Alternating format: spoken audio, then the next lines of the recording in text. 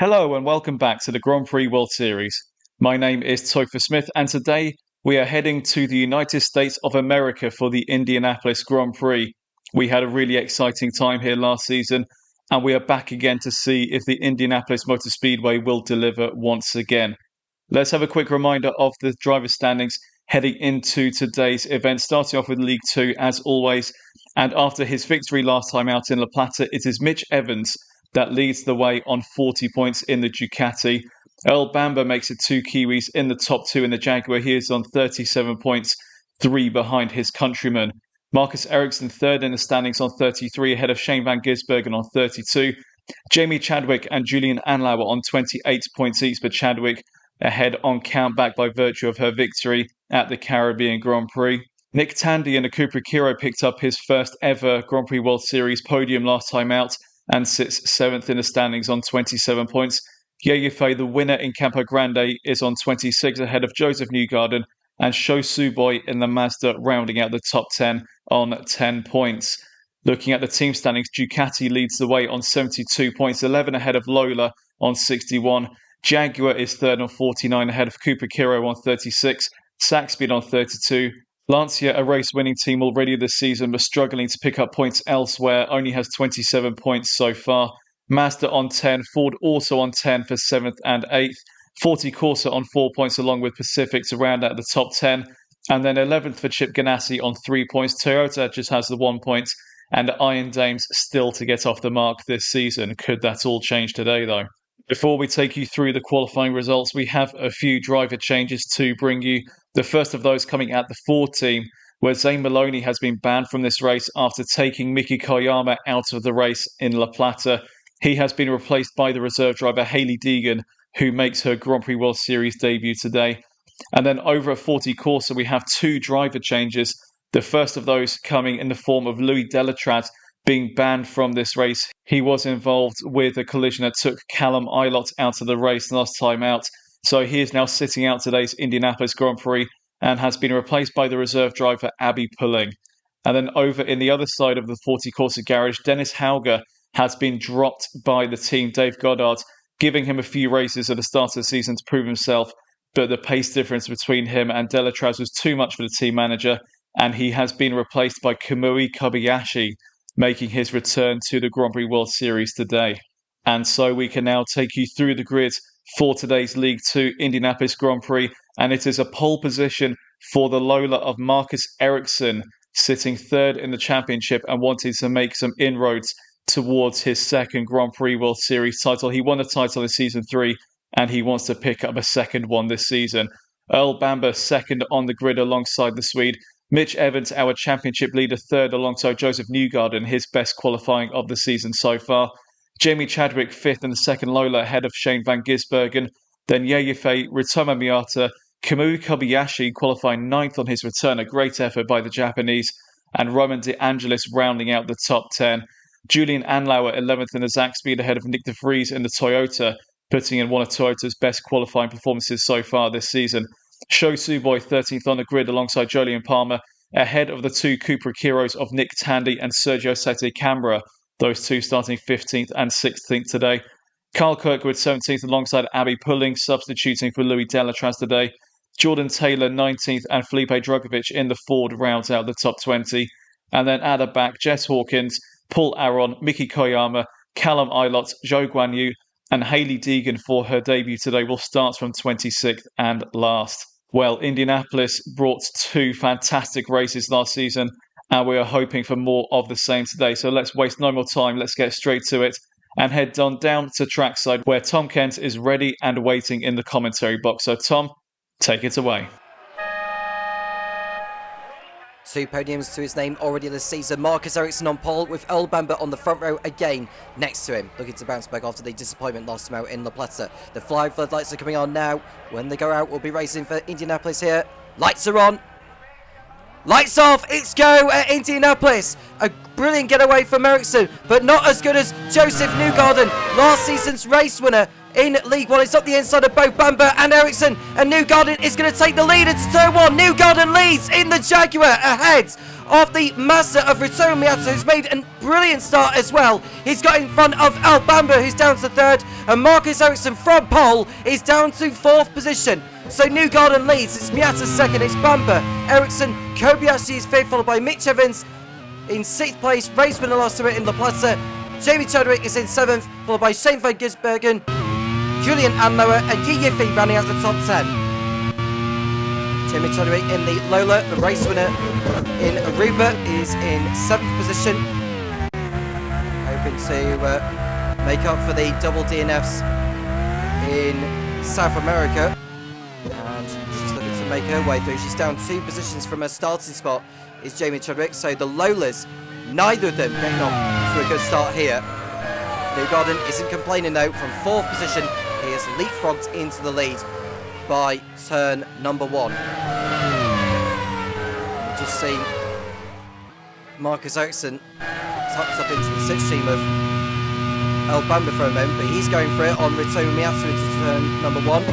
Further behind we are seeing Van Gisbergen up the inside of Jamie Chadwick into turn number 1 in the Ducati, and that's it through into P7. Paul Aron for Sack Speed is into the pits for repairs. He's been caught up in an incident with someone. It's enough for him to head for the pit lane. Jaguar 1 and 2. Newgarden ahead of Bamba, who got in front of Miata into turn number 1. And now Marcus Ericsson is fancying his chances with the Mazda. No retirement so far. We had a crash at the beginning of the League 2 race at this track last season. It was Nick Cassidy who retired on the spot this time. There are no first lap incidents apart from Paul Aron, who had to come in for repairs, but he's back on circuit now in last position.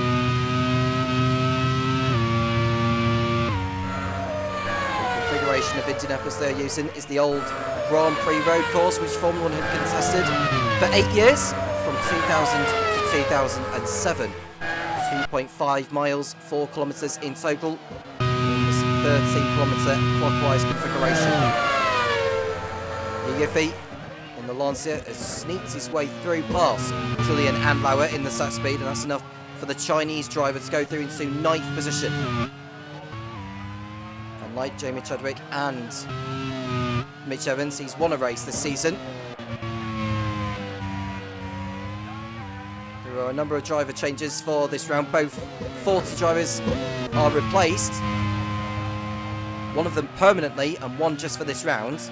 Kamui Kobayashi is permanently in place of Dennis Auger at 40, and the other seat, which will normally be occupied by Louis Delachos, that's Shane van Gisbergen, who has suffered a mechanical problem and the rear wing has gone from his car. Got hit from Julian Palmer by the looks of things.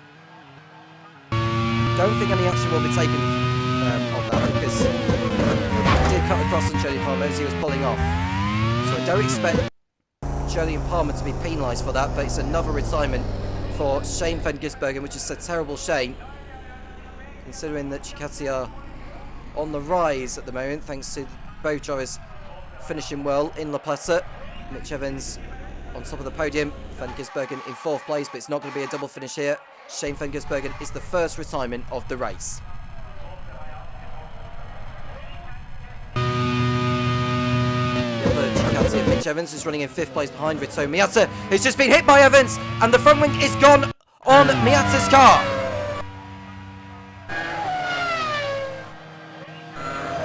A bizarre incident involving Miata and Evans on the 4th lap of the race, and that was naughty from Evans. He cut across on Miata on the approach to turn number 1 in the braking zone, and I expect a penalty to come in the way of the sole surviving Ducati.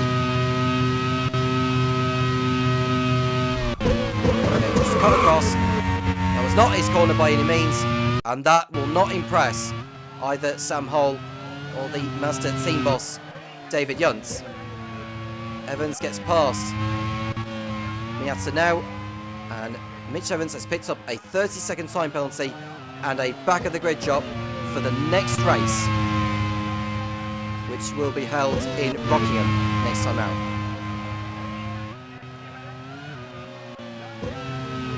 Huge setback there for Sam Hole. It's not going to be the race as what he had in La Plata, it was already bad enough that Van Gisbergen had already dropped out of this one. Mitch Evans will be penalised 30 seconds wherever he ends up. Half a minute will be applied to his race time. You can just see the field bunching up behind the wounded Ritomo Miata, who did lead a portion of this race before he pulled out with mechanical gremlins at this corner, in fact. He was a dome driver, and this could cause problems further behind, but he's made it into the pits now as the Japanese driver. He's also racing in Formula 2 again this year.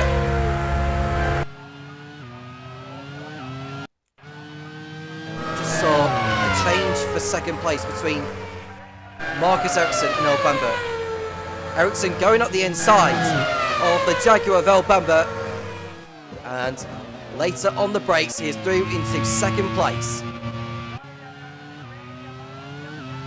Miata into the pits for repairs. It hasn't been the best of starts for David Young either, team manager of Mazda. Miata will rejoin the race ahead of Paul Aron. Might be able to go for a fastest lap at this point.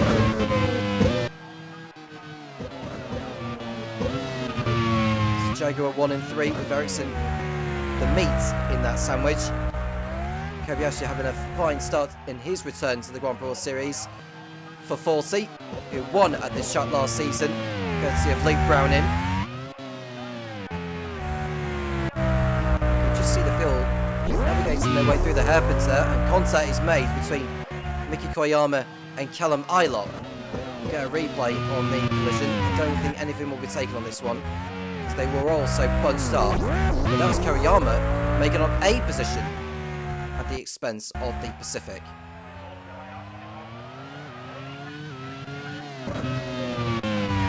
For those of you who are new to the Grand Prix Series, Marcus Ericsson hosts a new fast lap of the race. There are 2 leagues, meaning there are 2 races in each round. The top 3 teams at the end of the season will go up to League 1, and the bottom 3 teams in League 1 go down to League 2 for next season. There are still Drivers' Championships for both leagues. And so far it's Mitch Evans who is the leader, albeit by 3 points over his nearest rival, El Bamba. It's very early days, it's only round 4 of 18.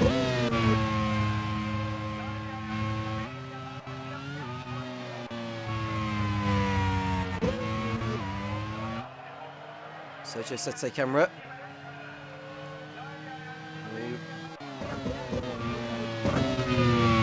Didn't finish in the last race, or did finish I should say, he finished in 6th position for Cooper Kiro, who picked up their first Grand Prix World Series podium.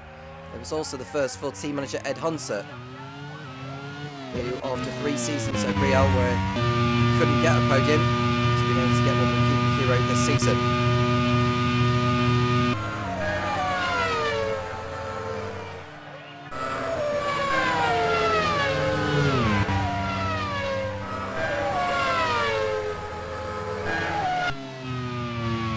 Lap 7, Newgarden is leading by 3 seconds over Marcus Ericsson. On the inside goes Sho Suboi on the Toyota. That will have been Sho Guan Yu. He's the only driver in the field yet to register a race finish this season.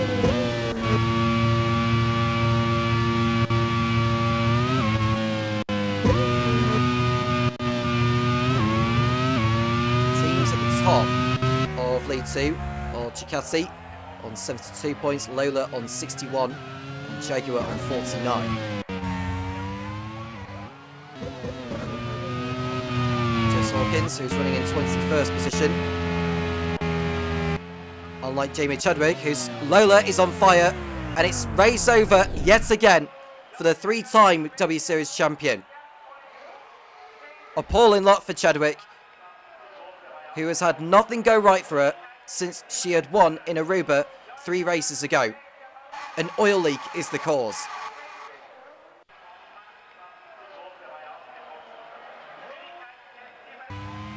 Driver number 2 out of the race along with Shane Gisbergen.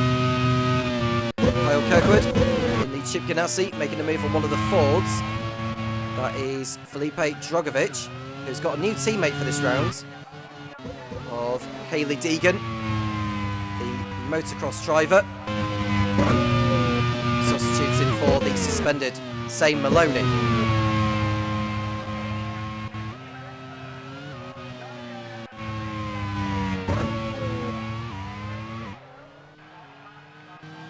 She's also got a younger brother who is a motocross driver also, I believe.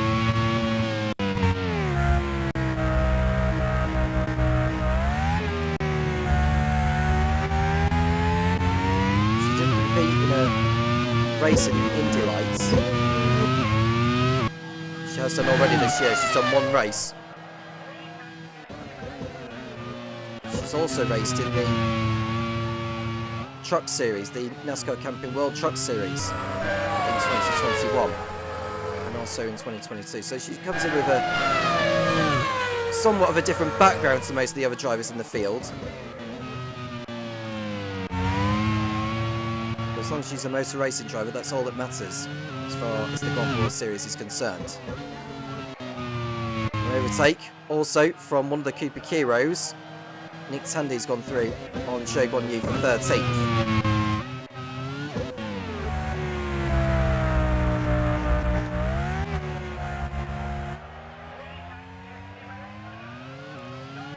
One Lola left in the race. Marcus Ericsson in second.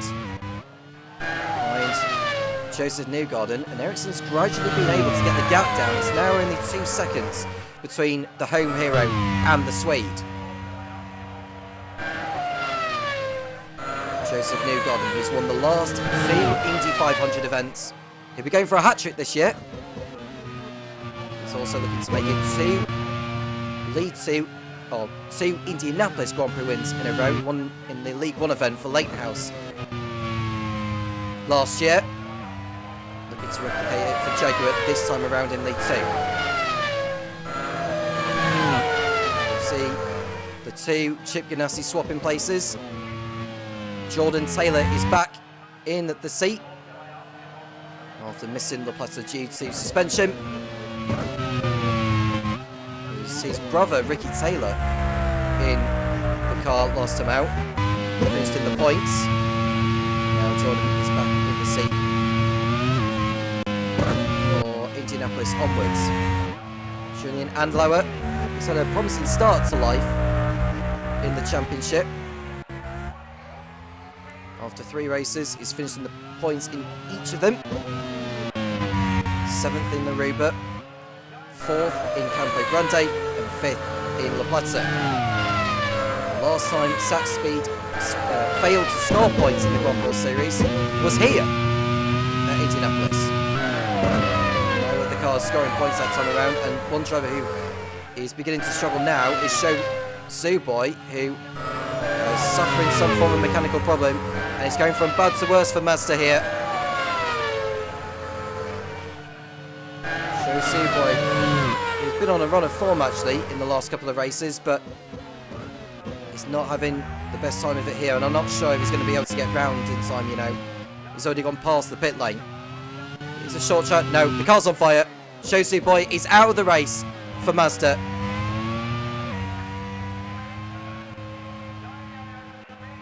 It's not getting better. He just needs to be careful. He doesn't cause a problem to any of the drivers, which we've seen someone do. And one of the forces off the circuit, and Hailie Deegan is out. It was the one thing we didn't want to see, and it was a crash as a consequence of someone suffering with a mechanical failure. She got hit by one of the Iron Dames. That would have been Miki Koyama who ran into her, but I don't think she's predominantly to blame for this, because they were all trying to dodge round the ailing Mazda of Sho Suboy. That'll be for the stewards to decide. But in all honesty, Sho Suboy should have been off the track a lot sooner. Hailie Deegan out of her first Grand Prix Series race, and not in the manner of which she had wanted to do so. Suboy will be pulling off the circuit now before turn number 8 His teammate Ritsuru Miyata will go past him. In the background, Miki Koyama has been hit with a disqualification and a 1-race ban for the next race in Rockingham. That is subject to appeal. Jake Sanson, who is the manager of the I Am Dames squad, will be able to contest an appeal should he decide to do so.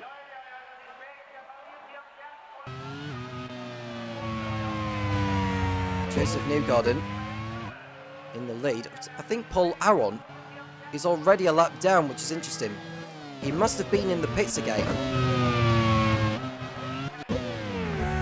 Whilst we were watching all of the action that was unravelling, involving Zuboi, Koyama and Deegan. It's not a good start for I Am Dames. They have yet to score a point so far this season.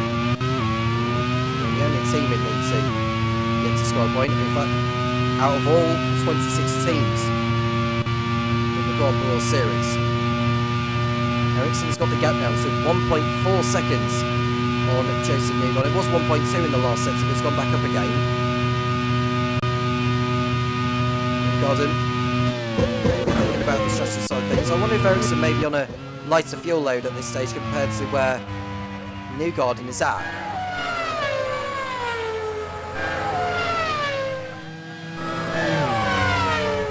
Look at Felipe Dragovic, tucked up behind Jordan Taylor.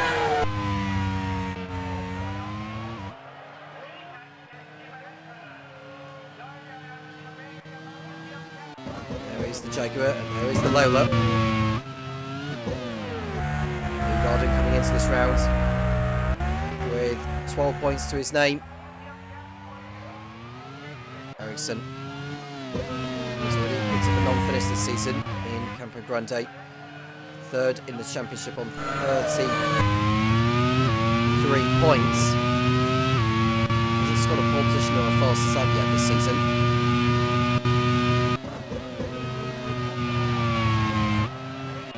Marcus Ericsson's last win in the Grand Prix Series was in San Carlos in Season 3 for Bonmetal. Mitch Evans, who has a 30-second time penalty to be applied at the end of this race for his part in the incident with Sho Suboi. He's third on the road. He will be third by the end of this one, highly down. We're now on lap 14, coming close to pit stops happening. And there goes the Ford on home turf. That is their home race. Felipe Dragovic has had his home race already at Campo Grande in Brazil. And it's a problem for El Bamba. Third position down the drain for him. He'd just been overtaken by Mitch Evans not too long ago, which dropped him down to fourth. It's game over for El Bamba already here at Indianapolis.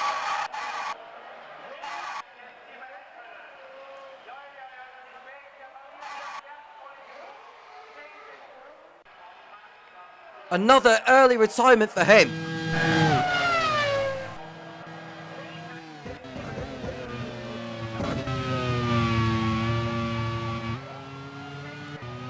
Evans goes up to third place. He was already in front of him before the mechanical problem.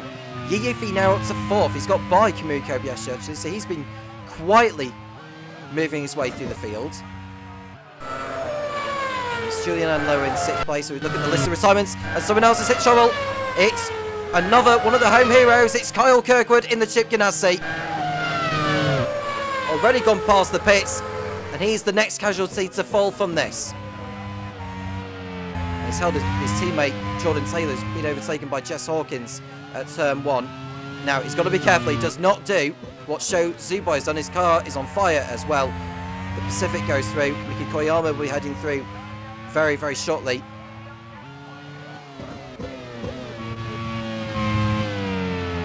And Kyle Kirkwood, who is having a run of appalling luck in the Grand Prix Series. He really cannot catch a break.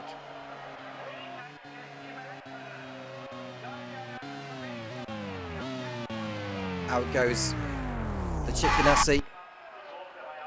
Hits the back of the Mazda of Ritomo Miyata, or Sho Suboy I should say, who had already pulled out. But here's the battle for the lead. Ericsson's been able to get the gap down on the Jaguar and locks up a little bit as well. Is Newgarden beginning to really struggle here? Ericsson's in the slipstream now, is within range to attack. Does he go for it into turn 8? The answer to that is no.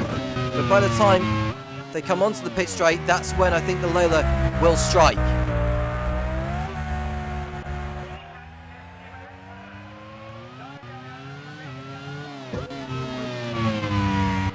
Out of turn 11 they come. Through the smooth right under the 12, and it's the banking of turn 13 where they'll be heading through now. Ericsson on the inside, he won't be able to do it through turn 13. No, he's way too ambitious to do it there. But he'll get the toe from the Jaguar. He should be able to send one up the inside. He was too impatient into turn 13. There was actually trying to make a move that was not going to work. Now he's having to wait around again. Mitch Evans just needs to get on with it here and try and make up for the misfortune that he had by running into Ritomo Miyata.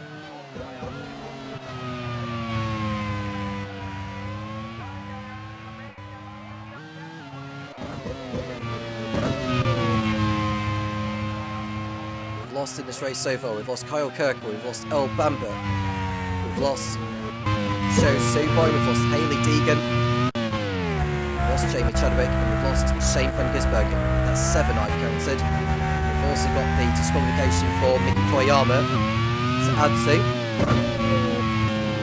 Mitch Evans has a 30-second time penalty, which will be applied to his time at the end of the race. And we've got a pit stop over at Lola. Marcus Ericsson is in from second place, not hanging around any longer.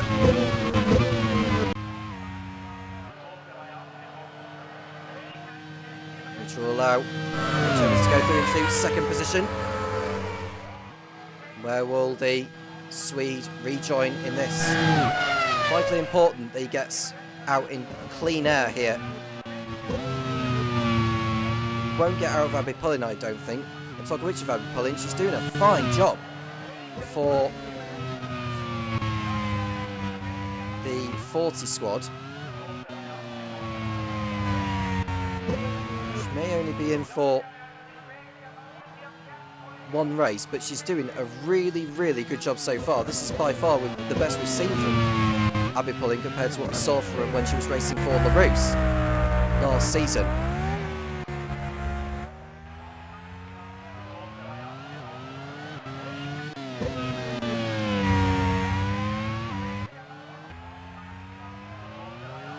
We'll see Mitch Evans. The only Chikatsi left in the race. He can still score points from this.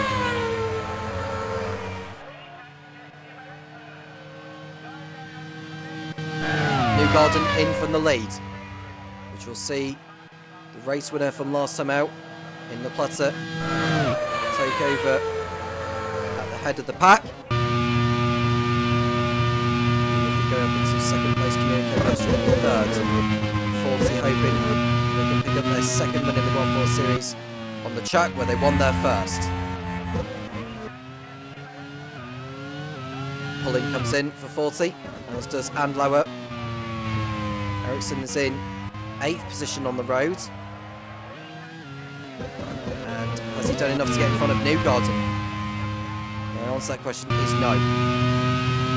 Because he got held up behind, well, he's about to be held up by Nick Tandy. I don't know whether he was held up by Abby Pullen, who's going to explain why he's not ahead of it yet.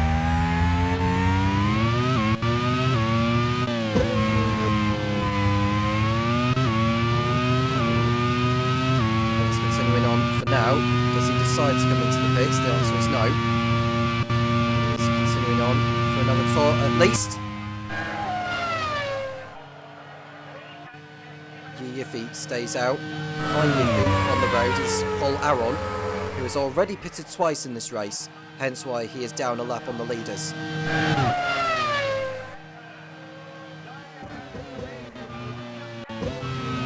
If he can keep going, he might scrape a point out of this after all, you never know.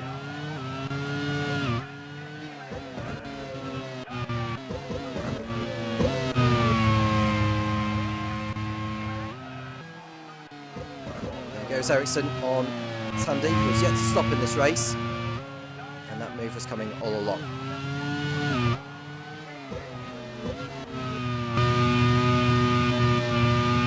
Here's Kobayashi in third place for 40. Kobayashi, who's one of the most experienced drivers in the history of the Grand Prix Series. He raced for Arrows in seasons 1 and 2. He raced for Mana in season 3, and he raced for Simtech in season 4.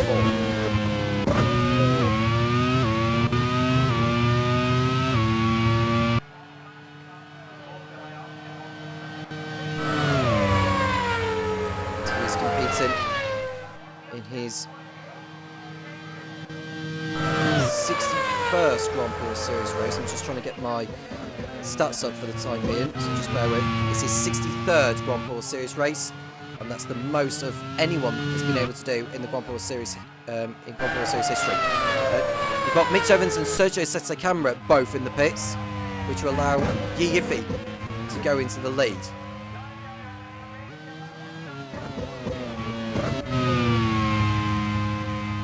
Dragovic coming in also. Evans rejoins in 9th position behind Sho Guan Yu, who has yet to stop. So the top 3 are Yi Yiffy, Kamui Kobayashi and Roman DeAngelis. 40 leading, sorry, Lancia leading, 40 leading Lancia. Lancia have had 2 double retirements already this season. He did pick up a win in Campo Grande thanks to Yi Yiffy, who won out in only his 2nd start in this championship. And we've got a pit stop over at Lancia, and it's the race leader Yi Yiffy in. And it's Kamui Kobayashi who's going to go into the lead now. That's the 5th different race leader we have had in this one so far.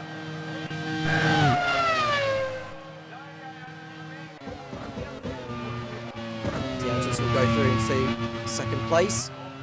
Yiffy is behind Newgarden and Ericsson. We see Jess Hawkins making up a position on the Toyota of Nick de Vries into turn 1, and she's gone through. I wonder if she won't be doing the 1 stop.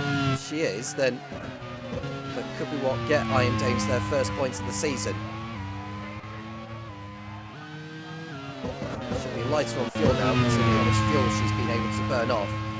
It's not been a bad race so far for the Brit, who impressed so much for the team which Jake Sanson had managed last season, who were Surtees.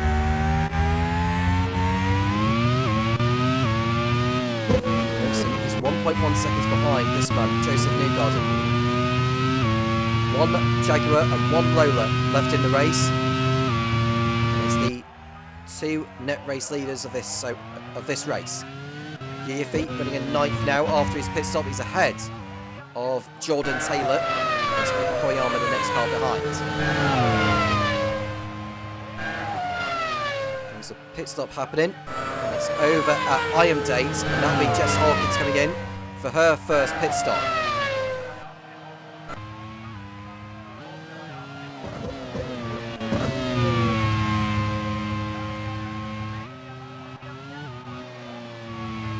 Probably say now, Kobayashi and DeAngelis by this point, who have not stopped, are looking to do the 1 stop.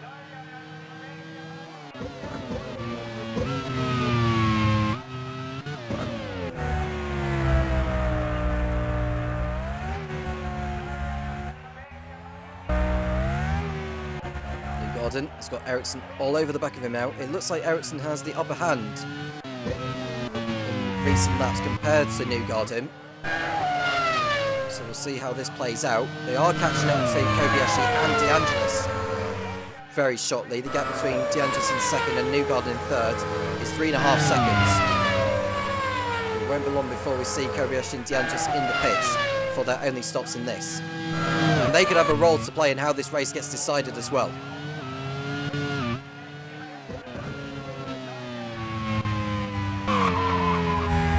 Right on board with Sergio Sette Camera. 13th position for Cooper Kiro. Ahead of him is the 40 of Abby Pullen. The reigning F1 Academy champion. We'll be racing for Rodin Motorsport in GB3 this year. I'm sure she's very much looking forward to the challenge, as is her mentor or team manager, or her driver coach, I should say, Alice Powell. Should be looking forward to see how she gets on as well.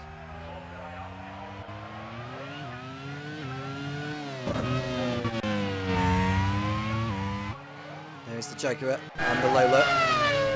There's the tail.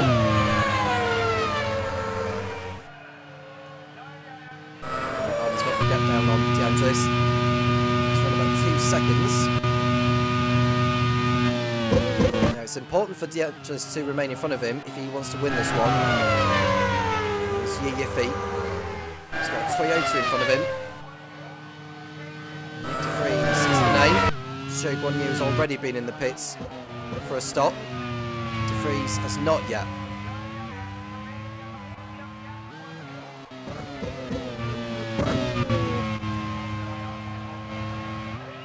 And I've just been told as well that there's been a disqualification hand out to Julian Palmer for his part in the incident with Shane van Gisbergen.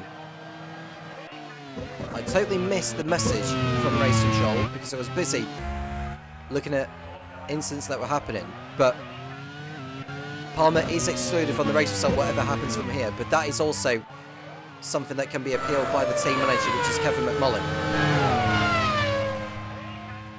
So wherever Palmer finishes is irrelevant, and he's also banned for the next race in Rockingham, which would be his home event.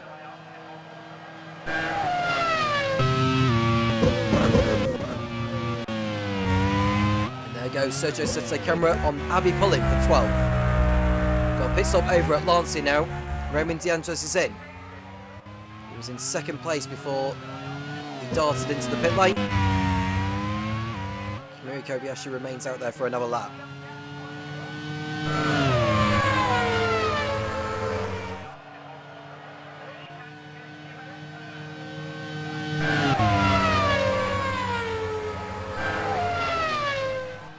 Nearly halfway through the race. On lap 26 out of 55 around the Indianapolis Motor Speedway, home of the Indy 500, the former home of the United States Grand Prix in the noughties when Formula 1 came here. And awful lot for 40 and for Abby Pulling.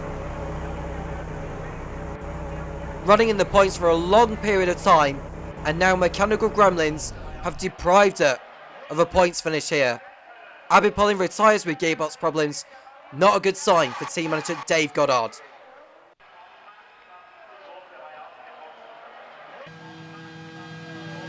40 have to forget that now as Kamui Kobayashi has come in and the 40 crew can go to work. Can they pick up their second Grand Prix World Series win? Yiffy, who's behind the Toyota, who is going to be a sitting duck on the pit straight. Julian Palmer, Miki Koyama in the pits. Kobayashi will rejoin the race. He's behind Yiffy. He was one of the 2 stoppers. There are the top 2 in the race. He'll be coming up to the exact speed of Paul Aron to lap.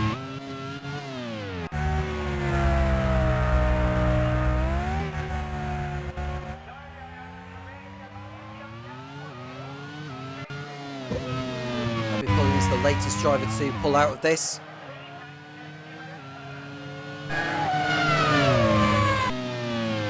Lost. Just trying to go in reverse chronological order so we can keep on tabs of who's out of the race so far. We've lost Abby Pulling. We have lost Earl Bamber. We've lost Sho Boy, Hayley Deegan, Shane van Gisbergen is also out of the race. It's Kyle Kirkwood.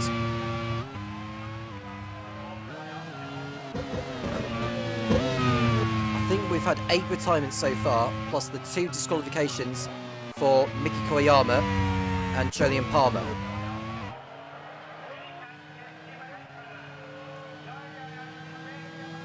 seconds the margin. You don't need me to tell you the gap between Newgarden and Ericsson. Almost looked like Newgarden went into turn 8 a little bit too deep there.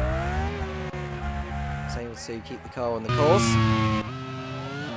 Now Mitch Evans in 3rd place. If the race was to finish now, he would drop to 11th position behind Nick Tandy. He'll fall out of the points. So he needs to get the hammer down and build more of a cushion.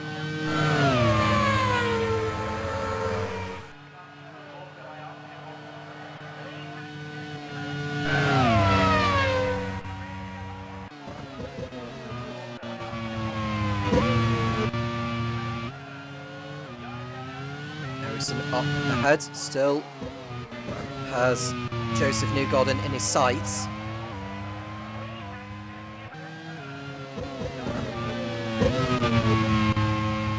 Nick de Vries has done a terrific job so far in the Toyota in 5th place.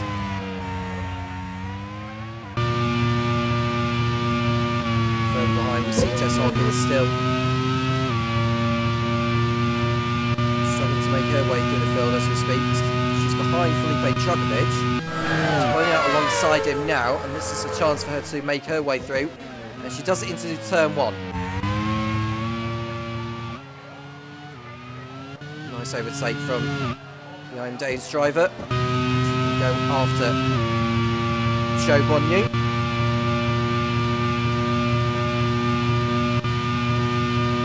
You see 2 leaders as Paul Allen comes in to stay out of this fight. This will be his last stop of the race. Able to go to the end.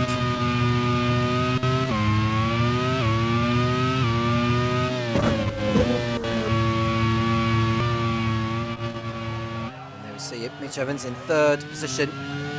Nick de Vries has come into the pits, as does Jordan Taylor.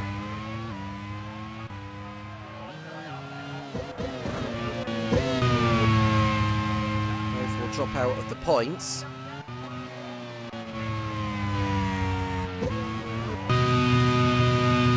There goes Jess Hawkins. She'll go up into the points once this overtake of Joe Bonnu is done. Does it into turn 1. Nice overtake on the Toyota.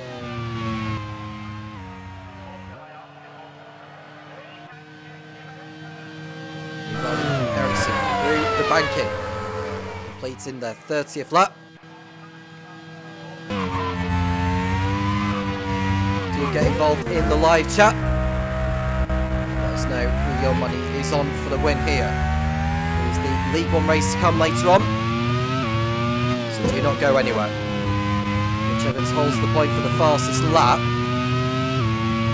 And the pole sitter, Marcus Ericsson, automatically bags a championship point for that. To run through the calendar for this season, to watch Julian Anlo attempt to get through on Kamui Kobayashi to turn 1. We've been to Aruba. We've been to Campo Grande and La Plata. I think Kamui Kobayashi pulled off an overtake on Julian Anlower. He made his way through, and that looked a little too easy there for Kamui Kobayashi. So I wonder if Julian Anlower may have picked up an issue, which wouldn't be good news for team manager Chris Hosey. The 4th round of Indianapolis is today. We're going to go to Rockingham in the UK, Dijon-Bourgogne in France, it's off to Jerez in Spain for round 7, followed by Mugello in Italy and Hockenheim in Germany, which will be the venue for the mid-season test, involving the team managers, test and reserve drivers to get a go in the cars. The second half of the season will commence in Poznan in Poland, Brno the Czech Republic, Parnu in Estonia, which will be the last European race of the season, and the last European round. It's off to Marrakesh in Morocco, Kyalami, South Africa. It's to New Delhi in India, Fiji, Japan, Sepang, Malaysia. The 18th and final championship round will be held in Adelaide, Australia. It's the non-championship Macau Grand Prix to follow, a week after the final championship race of the season, involving the 13 highest scoring teams across the two leagues. Back to the action. Newgarden and Ericsson in first and second places. Newgarden, who's yet to finish on the podium this season so far.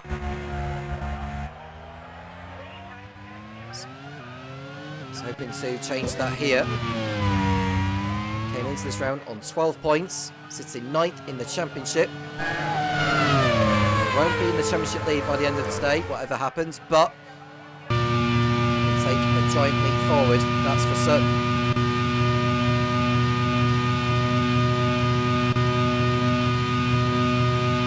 Tied on points with his teammate Albamba. The positions remain as they are, but Newgarden will be ahead on countback.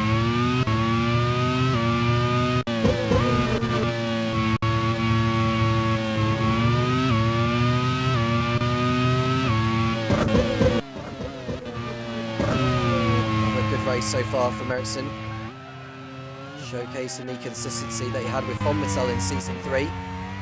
He had a tough time of it last season for them though, when they were in League One, narrowly avoiding relegation.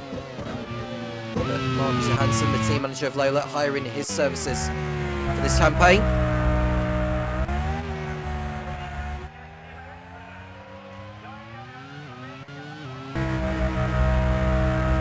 Mitch Evans through the hairpins of 9 and 10. Trying to build up that margin. And Newgarden didn't seem to go through turn 13 in the best of ways, but Ericsson's not able to take advantage, and he's remaining behind half a second is the gap.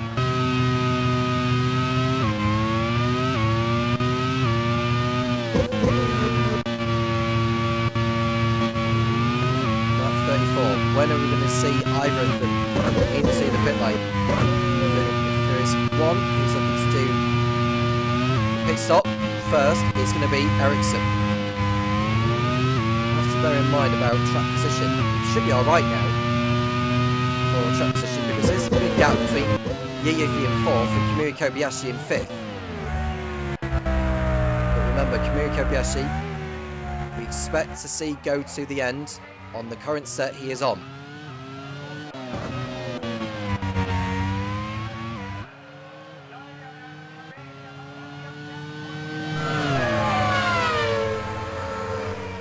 No pit stops yet for the second round, but you can just see Ericsson right behind the Jaguar.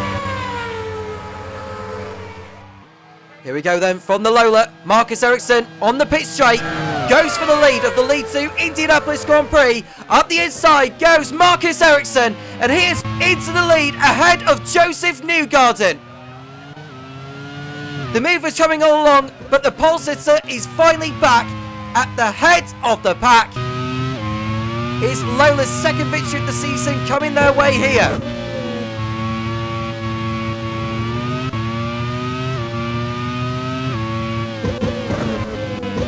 Newgarden will have to think carefully now how he plays the strategy here.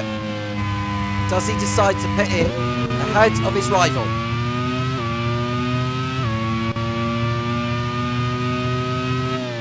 Marcus Ericsson, who's already picked up a 3rd place finish in Aruba, a 2nd place finish in La Plata, is looking to go one better and take the race win. Joseph Newgarden reacts by pitting in now. He attempts to complete an undercut on the Lola.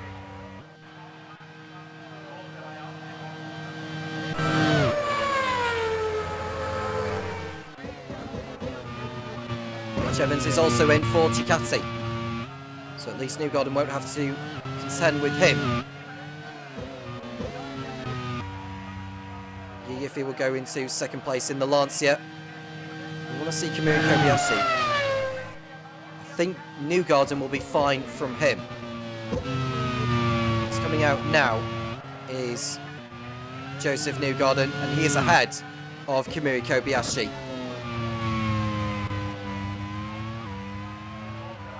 What does Ericsson do? You can can tell you that Sessa Camera and Hawkins are both in the pits.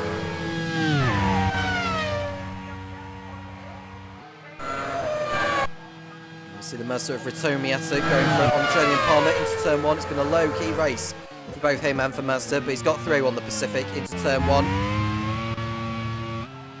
No problem there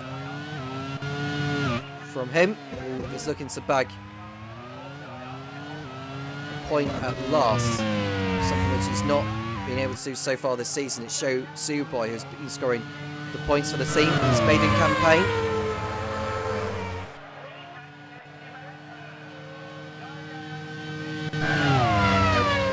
Ericsson stayed out for the time being. Yuifi going over the line.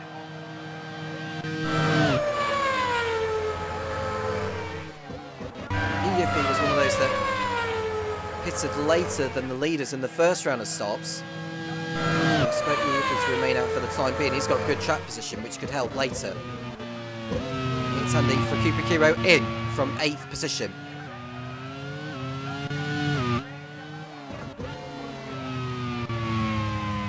Cho Guan-Yu, Felipe Djokovic and Ritoru Miyata will make their way past.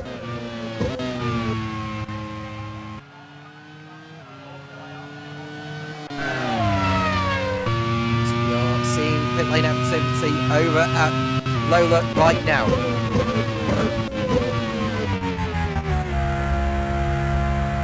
Ericsson in for his final stop.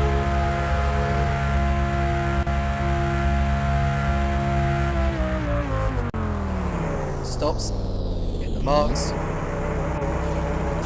How will this play out for the race leader? Will cut away from Ericsson, but Newgarden is through the penultimate turn. Has Ericsson done enough to remain where he is? I don't think he has, you know. Newgarden coming down the pit straight on the fresher rubber. And I think Ericsson's done him. He has. And he's still ahead. It's Marcus Ericsson into turn 1. And he's on course for the win here at Indianapolis.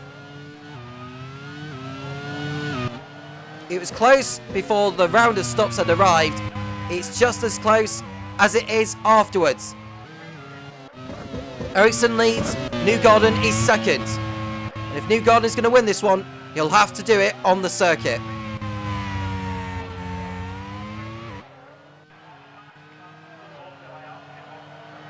Kamui Kobayashi is just coming up behind Paul Aron, who is a lap down after his final stop.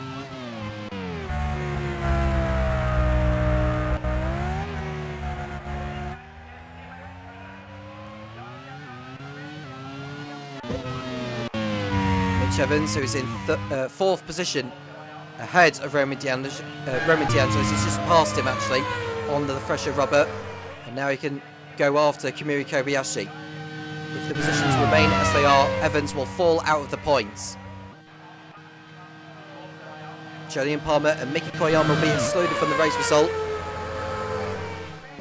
So the positions as they are, it will be Ericsson winning this one, Newgarden second, Kobayashi third, DeAngelis fourth, Yi Yiffy in fifth, Zhou Guanyu on course for his first finish and points this season in sixth.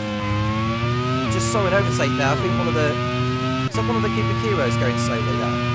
It looks like it was going rather slowly, and that explains why. He's gone into the pits now with some form of problem there for Sergio Sette Camera, and that's a body blow in his hopes of bagging a points finish from this. So his chances of points are gone. Going back to saying, Zhou Guanyu would finish in 6th place.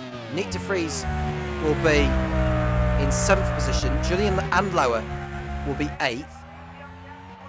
Callum Eilert will be promoted to 9th, and Jordan Taylor will be inside the points, just.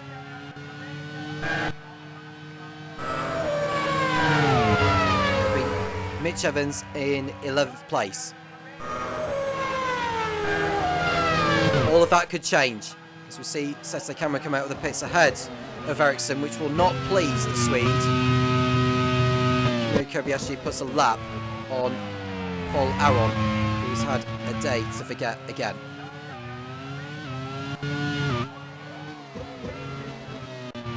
Zhou Guanyu pitting for the last time in this race from P7, He'll fall out of it, but at least he'll be on the fresher tyres. Just seen an overtake also from Jordan Taylor and Callum Ilott. I think Ilott's Ilott is in the pits for Pacific, hence why he's dropped down the order. So Shogun will rejoin behind Jess Hawkins in 14th position on the road.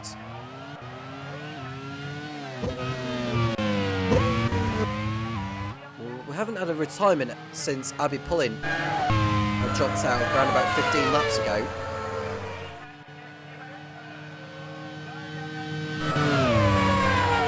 So that Ericsson and Newgarden have got through on the Cooper Kiro of Seta Camera.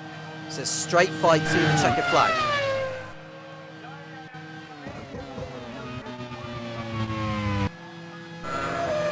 There's Evans on pole onto lap. Evans needs to get on with it here if he's to come away with any points. As it stands, he will fall to P10 behind Jordan Taylor. If he can get by Kobayashi and start pulling out a gap, he might finish. Ooh, where could he finish? He could finish in P7 after the penalties applied.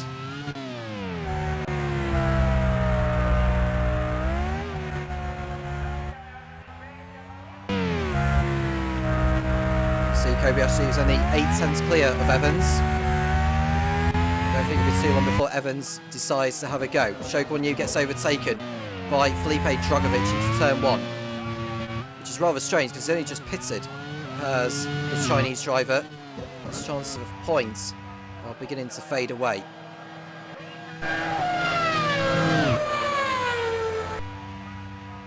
Kobayashi under attack now for Mitch Evans, who's going through it. Side by side into turn 1, and Mitch Evans gets through on Kobayashi into the final podium position on the circuit. But how far can he go? Kobayashi just needs to focus on staying with him and get his first points of the season on his return after sitting out the first 3 races. It's a good decision from Dave Goddard to put him in place of Dennis Hauger. It's going to be retirement for Nick Tandy for the first time in his Grand Prix Series career.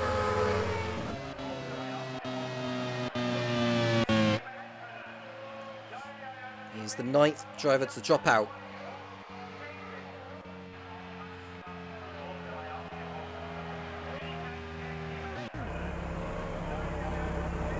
Goes out off the circuit, staying out of everyone's way.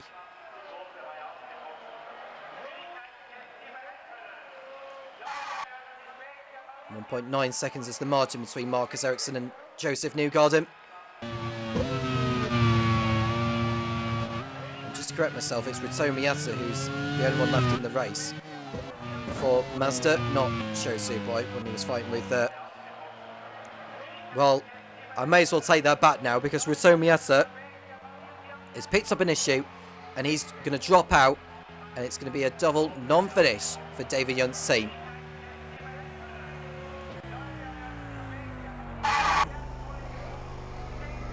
It's been a miserable day, and it's a loose wheel on the Japanese driver's car. And he pulls up behind the Chip Ganassi of Kyle Kirkwood and his teammate's car of Sho Suboi.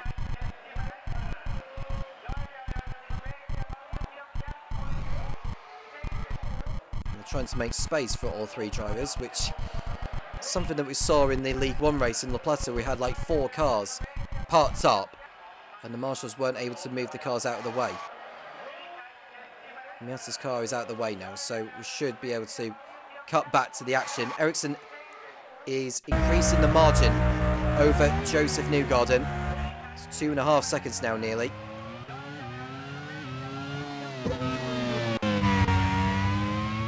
Now for Mitch Evans, as it stands, will drop to 9th place. He's pulled away from Kobayashi since the overtake was completed.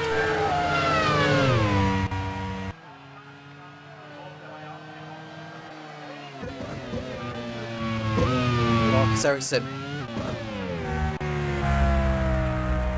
for Toyota, for Lola, sorry, on course for their second win of the season. It'll be Ericsson's 6th Grand Prix Series victory. His first for the team. It'll be a good way for them to get back on track. And they'll move into the lead of the team's championship if the positions remain as they are now. 9 drivers out of the race. Rito Miata, Nick Tandy, Abby Cully, Kyle Kirkwood, Earl Bamber, Joe Seaboy, Hayley Deegan, Jamie Chadwick and Shane van Gisbergen. Paul Aron is the last driver in the field in 17th, behind Sergio Sette Camara.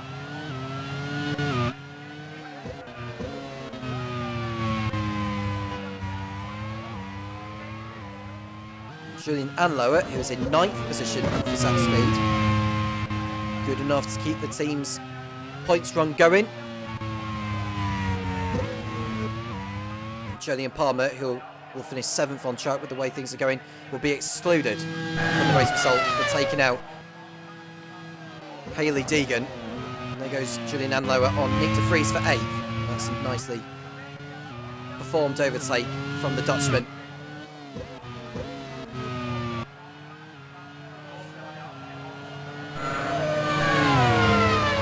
Newgarden is continuing to drop back from Marcus Ericsson. Drivers coming up to lap is Callum Ilott. It was 3.6 seconds in sector 2. It's now 3.4 it's come back down to. And Ilott corrects some overseer right in front of Ericsson, which is not convenient.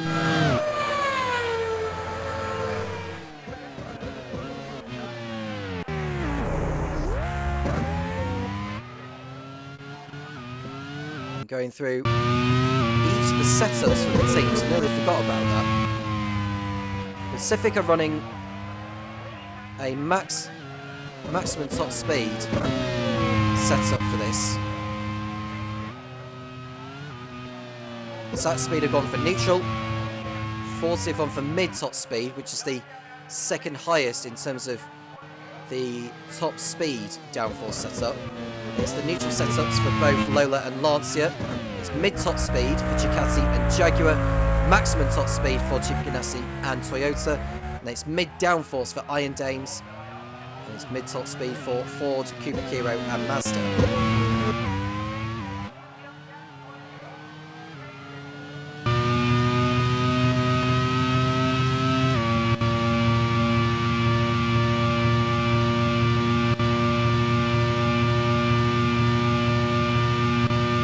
10 laps remaining, made that 9.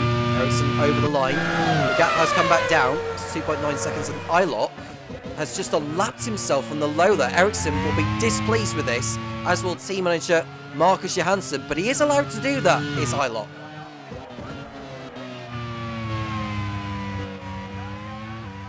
Mitch Evans was getting the gap down all the time.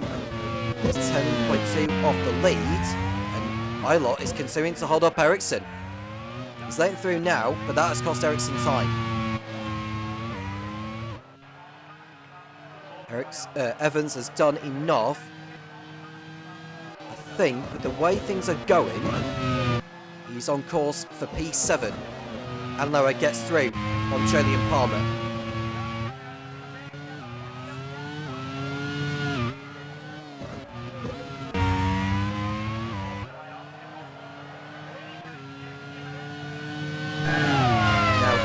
Palmer's and Koyama's disqualifications applying, Jess Hawkins would go into the points and bag the team's first point of the season.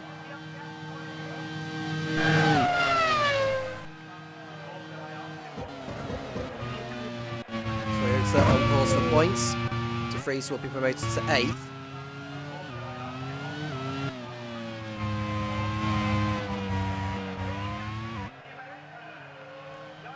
Toyota will go on to 5 championship points.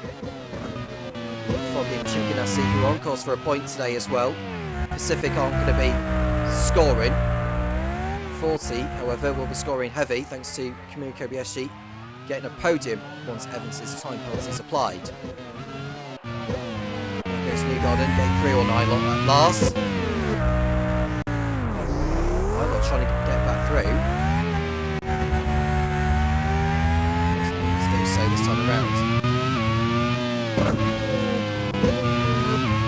Ford are not going to be coming away with any points as it stands. Neither will Mazda. Lancer are looking good for 4th and 5th. De Angelis and Yifi.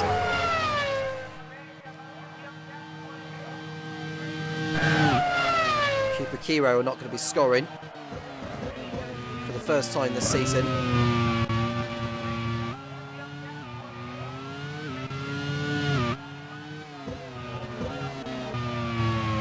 Not long left in the race now. Just 7 laps remaining here at Indianapolis. Round 4 of the Grand Prix Series of Season 5. We've got the League 1 race to come shortly after this. It's not quite the chaos that we had last season. We saw many different leaders drop out. The drivers have been able to put on a show.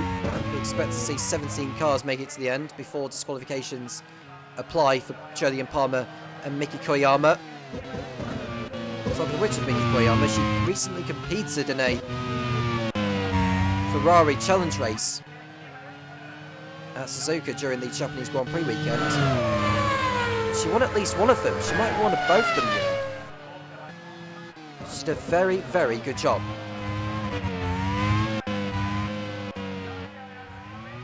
Shogun Yu fighting it out with Felipe Dragovic for what will effectively be P11. That could come crucial at the end of the race. Nick De Vries overtakes Julian Palmer on the track at turn 8.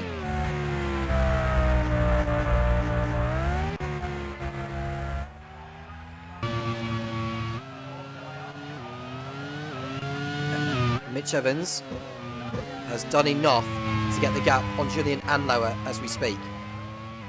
3rd position will become P7. He's done that with 6 laps to spare. But if anything happens to De Angelis or Yi, then he could end up finishing higher, but he's done the job he needs to have done. The gap on those behind to get 6 championship points, which won't be enough for Ducati to stay in the lead of the team's championship.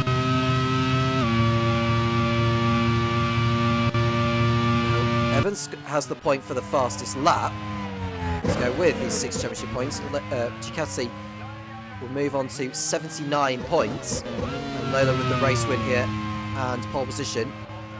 They'll go on to 87. Lola will be in the lead by 8 points over Ducati. Jaguar will be getting points as well thanks to Newgarden's 2nd place.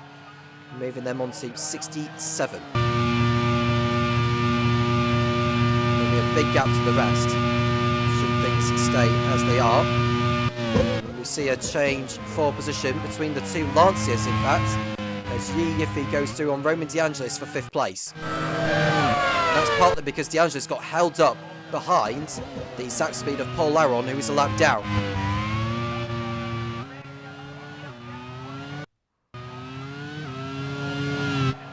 De Angelis. Oh no, he doesn't get through on the sack speed just yet. It's a bit silly here from Paul Laron. He really should be getting out of the way. The Lanciers in Broncos for 4th and 5th, giving them 22 championship points, putting them on to 49. They'll be leapfrogging Sack Speed and Cooper Kiro into 4th.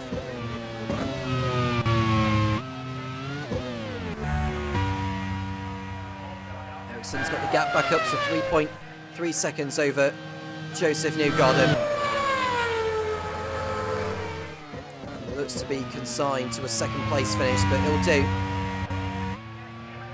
Marcus Ericsson will be leading the championship after this one. We'll go on to 59 points. 2nd place will be Mitch Evans on 47.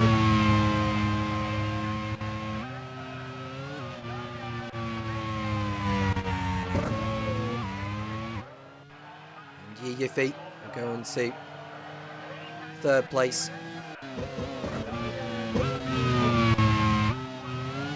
38 points.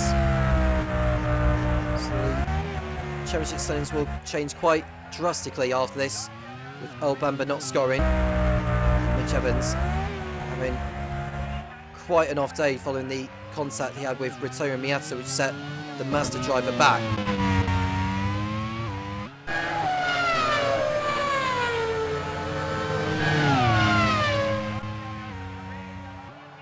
Not long left to go in the race here. Evans will just want to make sure he's got the gap over Anlower, even though he has done already. He's got a 15-second margin over Roman DeAngelis, who lost time when he got caught up behind the sack speeder Paul Aron. This man has had a terrific race. A poor getaway at the start, but at least he's made up for it all the way through, and he's going to take a deserved victory, it has to be said.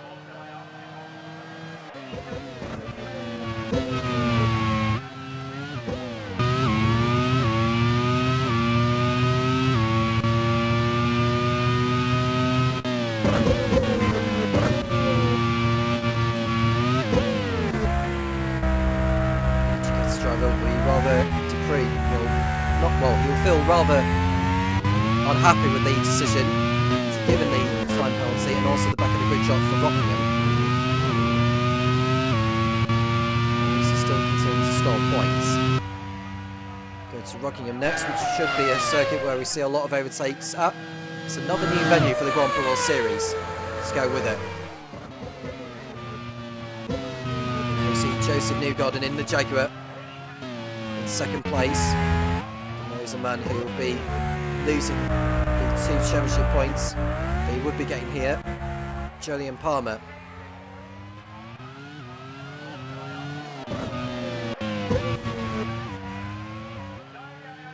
Ericsson will be starting the final lap of the race very, very shortly.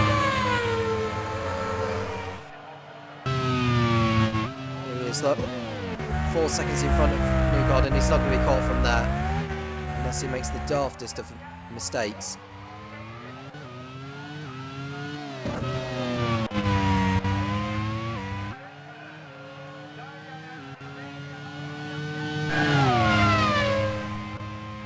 Marcus Ericsson for Lola starts the last 4 kilometres of this circuit, and what a drive it's been from him. There's Evans, who's catching up to back of the 15th, involving Callum Ilott and Sergio Sette Camara.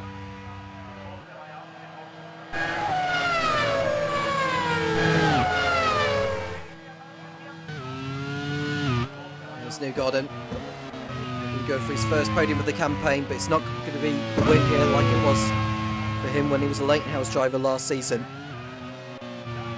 What a race for this man. The Swede Marcus Ericsson, the former Caterham and Sauber Formula 1 driver. This will be his 6th Grand Prix victory, the first for the team. He took 5 for Fomatel in Season 3 when they were in League 2. The man who made 97 Grand Prix starts, he is still 34 years of age. But in this championship, he still has the finesse. Marcus Ericsson is coming through the banking now, and the checker flag will be in sight for him. Marcus Ericsson wins the League 2 Indianapolis Grand Prix. It's the first win of the season for him, the first for Lola. They are now in the lead in both the drivers and the team's championships. Joseph Newgarden, less than 5 seconds behind, comes home in second place. His season is very much up and running as well. We turn to 40, who excelled here last season. It's the first podium of the campaign for them, and for Kamui Kobayashi, his first race back in the championship. In third place, Yi Yiffy in fourth, Roman DeAngelis will be in fifth. Mitch Evans' time penalty will drop him down to what will be P6, ahead of Julian Anlower. So 8 championship points for Mitch Evans, plus the one for the fastest lap. Anlower will be 7th, keeping Saxby's run of points going. Nick de Vries will be 8th. Jolyon Palmer's disqualification drops him out, which will promote Jordan Taylor up to 9th. And the final point going to Jess Hawkins, who's just got by Miki Koyama. Drogovic and Cho, the last of those on the lead lap to finish. It's race win number 6 in the Grand Prix Series for Marcus Ericsson. He is the winner of the League 2 Indianapolis Grand Prix. Joseph Newgarden second for Jaguar, followed by Kamui Kobayashi for 40 and third. Then it's the two Lanciers of Yi Yuffie and Roman DeAndres, a much better showing from Chris Cavani's team. Mitch Evans down to 6th with his penalty. Julian Andlauer is 7th ahead of Nick de Vries, and it's Jordan Taylor in 9th and Jess Hawkins rounding out the top 10. In 11th place is Felipe Drogovic, followed by Zhou Guanyu. Callum Ilott is 13th, followed by Sergio Sete Camara and Paul Aron, who are the last of those to take the checkered flag. Rito Miata, we lost thanks to a loose wheel. Nick Houghton also out for the first time. Abby Pullen, Kyle Kirkwood, Earl Bamber were lost in the early stages thanks to a water leak. And then we run through the rest of those not finishing. Joe Zuboy, Hayley Deegan out after crashing at turn number 6. Jamie Chadwick and Shane Van Gisbergen were also the rest to not finish. Mika Koyama and Jolyon Palmer finished, but they both got disqualified for taking out other drivers during the race, and they are both banned for the next rounds in Rockingham in 2 weeks' time. Marcus Ericsson took the point for pole position, and the point for fast lap going to the Ducati of Mitch Evans.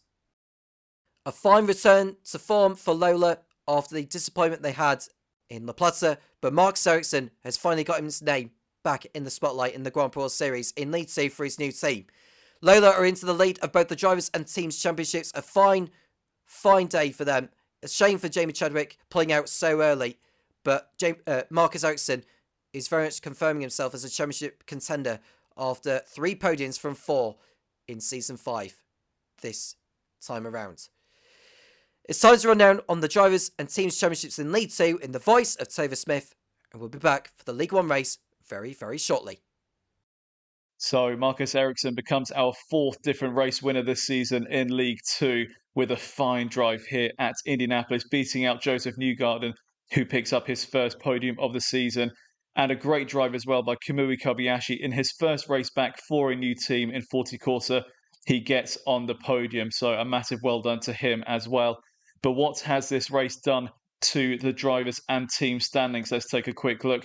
Marcus Ericsson's victory has moved him to the top of the standings on 59 points, 10 ahead of Mitch Evans, who was taken down by that penalty today, but he holds on to second place in the standings.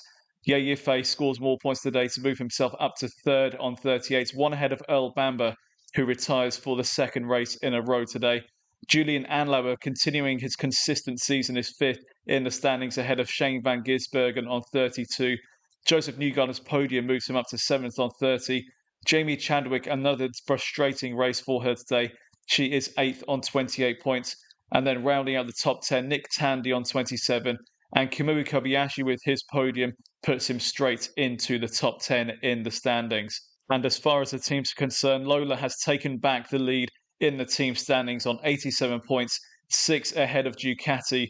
You feel like those two teams could be constantly swapping the lead of the championship all the way through this season. But Jaguar in third place will be wanting to catch up as well. They are on 67 points, 20 behind Lola at the moment, less than a race win. So that all could change in the coming races. Lancia 4th on 49 ahead of Zach Speed on 38. Cooper Akiro on 36. 40 Corsa on 19. Mazda and Ford, no scores for them today. They remain on 10 points each, while Toyota moves up into the top 10 on 5 points. The same number of points as Chip Ganassi in 11th, but Toyota ahead on countback. Pacific 12th on 4 points, and Iron Dames with Jessica Hawkins 10th place today, finally getting them onto the scoreboard this season. Well, that is League 2 done with for today, so let's move straight on to League 1 and remind ourselves of the championship standings. And in the drivers, it is Scott Dixon, a 2-time champion, who heads the points heading into today's Indianapolis Grand Prix. 45 points for the New Zealander, 8 ahead of Kevin Magnussen, who won the season opener in the Caribbean. Felix Rosenqvist picked up his first win of the season at the Campo Grande Grand Prix and is third on the standings on 27 points. Scott McLaughlin picked up his first win of the season last time out and moved up to 4th on 26. Robin Freint and Christopher Bell share 24 points each ahead of Alex Palou in the Ram. Pascal Wehrlein, he's been a pole sitter this season, but has struggled for results through poor reliability. He's 8th on 16 points. while Jake Dennis and Stoffel Van Dorn round out the top 10 on 12 points each. And in the teams, Onyx Grand Prix leads the way on 57 points, 6 ahead of Arrows on 51, who are a further 1 ahead of HRT on 50. Formitel 4th on 47, Ram Racing 5th on 25, and then we have Minardi on 16, Andretti on 13, Carlin on 12, BAR on 9, Kramer on 8 to round out the top 10, and then Simtech, Prost and Force India currently occupying those relegation slots, but they don't need to worry about relegation just yet. We're still very early in the season and a lot of points are still to be scored in this championship.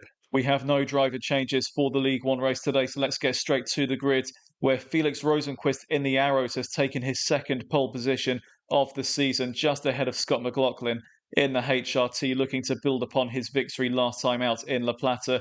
Antonio Felix da Costa with his best qualifying of the season so far, third alongside Robin Freins in the second Arrows.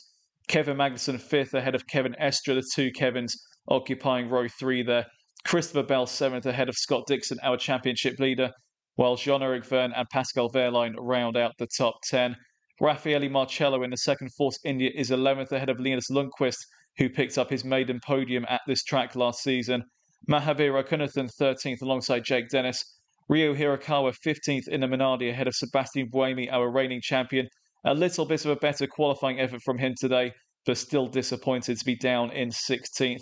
Alex Palou 17th alongside Nicholas Latifi, and then Jose Maria Lopez and Stoffel Van Dorn round out the top 20. And at the back, Oliver Rowland, Igor Fraga, Pato O'Ward, Nolan Siegel, Louis Foster and Nina Hardeman rounding out the grid today. Well, we had a really exciting battle for the lead in the League 2 race, and we hope to see more of the same here today in League 1. Who will the victory go to today? Is Felix Rosenqvist or Scott McLaughlin going to pick up their second victory of the season? Or can the likes of Antonio Felix da Costa and Robin Freins pick up their first? Well, let's get straight to it. Let's get to the commentary box once again, where Tom Cairns is ready to call this one. So, Tom, let's get cracking. The League One Grand Prix World Series Championship is lighting up with so many different contenders and so many drivers falling away, others doing very well so far after 3 races. The fireworks are coming on now for one last time here at Indianapolis. Lights on, lights off, it's go at Indianapolis. A good getaway there from Scott McLaughlin, who's got in front of Felix Rosenqvist, who's got bopped down slightly. But watch out for the Formitel of Antonio Felix da Costa, who's going to someone at the inside, as well as the Onyx of Kevin Estre, who leads. Kevin Estre leads ahead of Antonio Felix da Costa, down to second place after looking like he was going to be in the lead, and he's got an early retirement involving Ryo Hirakawa in the Minardi. One of the rear wheels came off the car, and we'll see how that happened. Oh, I couldn't quite see who that was that ran into it. It might have been a Prost or a Carlin that ran into him. It looked like a blue-coloured car that hit the right rear of Ryo Hirakawa. And we're going to see, it might have been Nolan Siegel that ran into Hirakawa. We'll see how it all played out. It was towards the back end. Oh, he came from so far back, late on the brakes, and he took out the Minardi. And I would imagine it will be the Simtech taking the punishment for that. So it's not a good start for team manager of Minardi, Giacomo Pagliaro, and it's potentially not going to be a good start for Simtech team boss Liv Simtech. Hirakawa is the first retirement of the race, and it's no points for him here. And no surprise, Nolan Siegel has been hit with a disqualification and a 1 race ban next time out in Rockingham. And we've just seen da Costa go through on Estre for the lead at turn number 8. Fine overtake from the Portuguese, and he is through ahead of the Onyx. So it's da Costa who leads, it's Estre, McLaughlin. Rosenqvist is in 4th place now because, well, we've been watching that. We cut away. Alex Palou's been hit from behind by, just trying to see who it was that ran into it. It might have been Jose Maria Lopez that ran into Alex Palou. It was the car behind the Ram. And yeah, it was Lopez that ran into him. I reckon that Lopez will be hit with a time penalty and the back of the grid shop for causing the incident.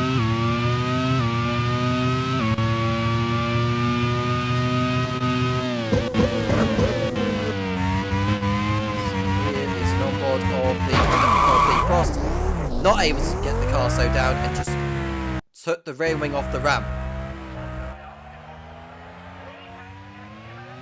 From race control, it is concluded that Jose Maria Lopez has been hit with a 30-second time penalty and a back of the grid drop for the next race in Rockingham. Costa leads at the end of lap 1. It's Kestra, McLaughlin, Rosenquist, Kevin Magnussen in the second from Metellus in 5th place, albeit very briefly because Scott Dixon and Christopher Bell have both got through at the same time. Dixon through into 5th, Bell into 6th. Alex Blow into the pits for repairs at the end of lap 1. It's going to be a lonely race for him. That is for sure.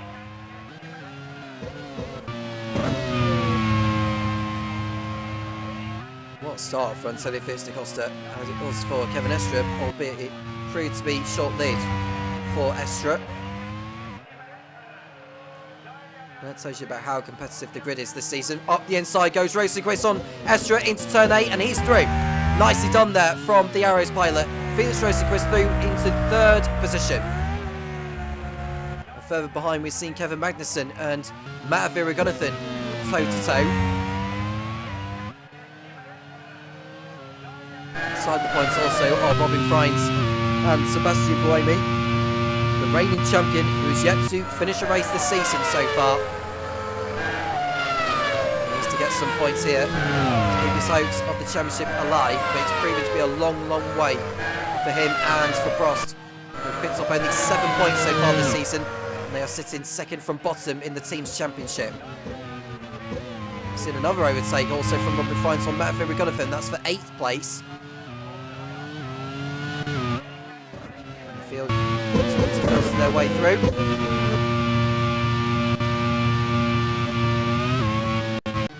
So if it's Costa, who hasn't won in the Grand Prix series since won out in Buenos Aires, Argentina for Minardi in season 3.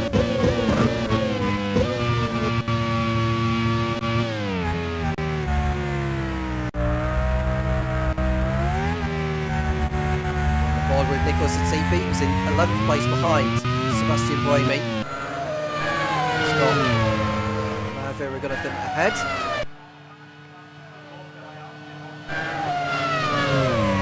3 laps down.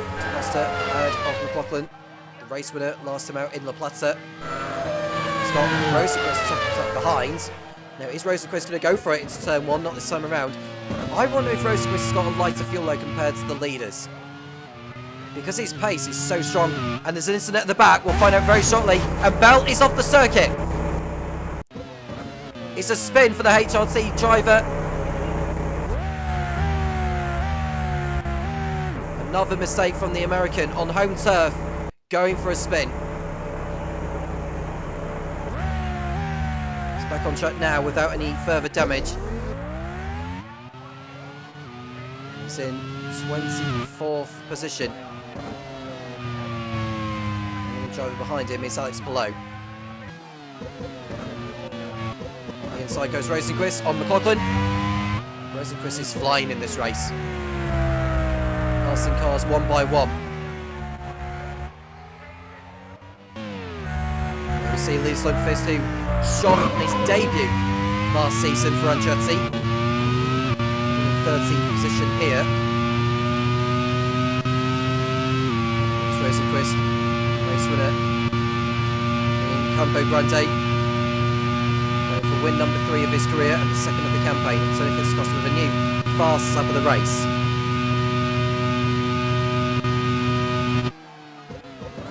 McLaughlin is going back through on Rosenquist for P2. Battle is intensifying towards the front with McLaughlin going back through on the Arrows.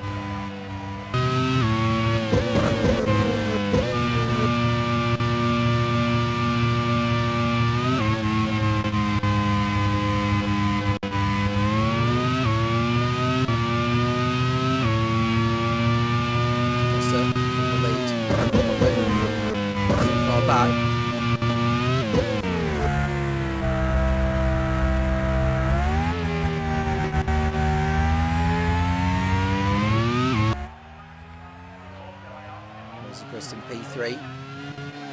It's got the 2 Onyxes of Estra and Dixon closing behind.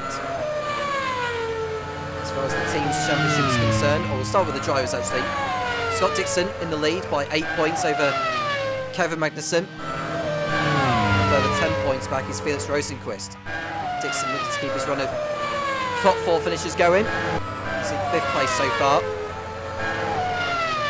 You see a battle for the final point between Nicholas Latifi and Pascal Wehrlein. And it's Wehrlein who gets to further up ahead. Boemi gets in front of Regunnerford for 8.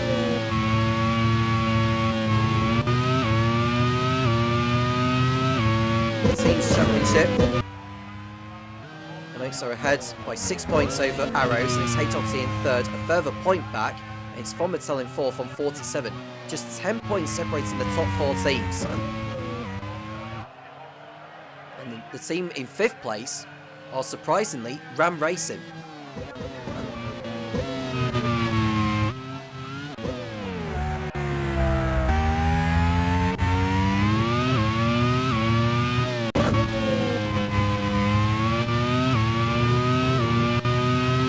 Minardi are 6th on 16. We look towards the bottom of the table.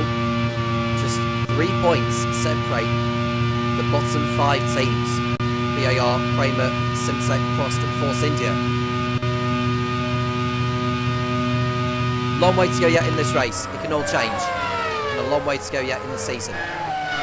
Team managers have had their upgrade window prior to this round to improve the car's reliability, downforce and horsepower. You see Sean Verne, who has lost the position to Lundqvist, albeit too easily. And I wonder if he's picked up a problem as the Frenchman. Yeah, he's really struggling. This could well be an early retirement for one of Ed Spencer's drivers.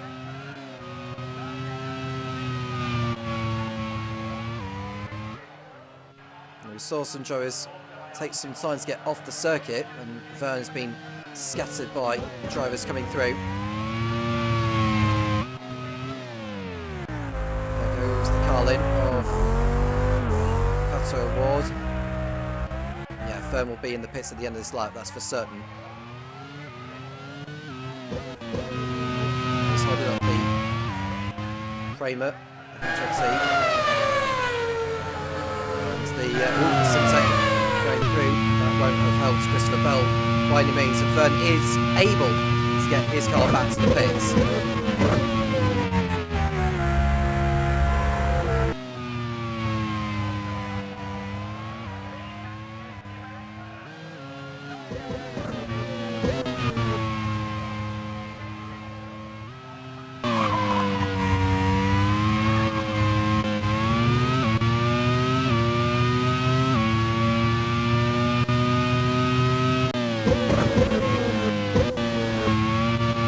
Number 8, 55, it's 4-kilometre course, Indianapolis Motor Speedway, state of Indiana, and we've got Alex Palou off the circuit.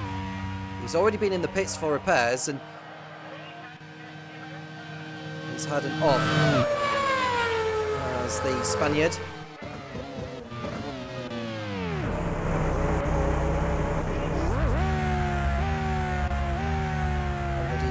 Champion 3 times. He's the championship leader in that so far. He joins just in front of Sean Verne, who's come out of the pits.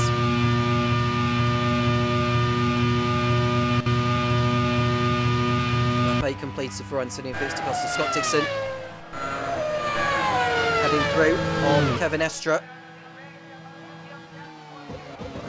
Estra lets him go. Dixon can get on with his race. He's enjoying more of it at Onyx than he did at Minardi.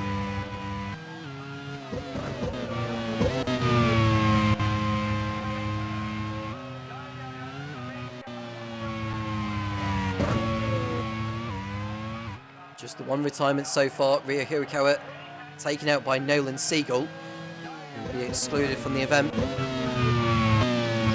Banned for the next race in Rockingham. Extra has just lost another position, this time to Kevin Magnussen.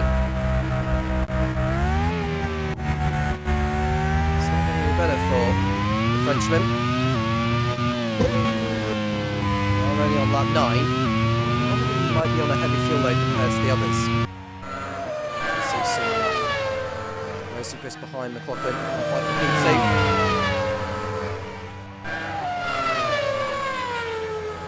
On lap number 10. Topher over 3 seconds in front. To midfield, this is Nicholas Latifi who has Linus Lundqvist right behind. Latifi goes in front of Rafael Marciello. Behind Marciello is Lundqvist, and Lundqvist is aiming to replicate the performance that he had last season in League 2.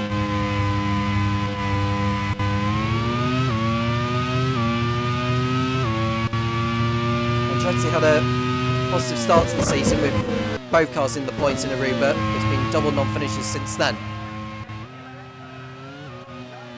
Christopher Bell, meanwhile, has gone through on Oliver Rayland and Nina Gaiman into 21st place. And Siegel is the next driver ahead.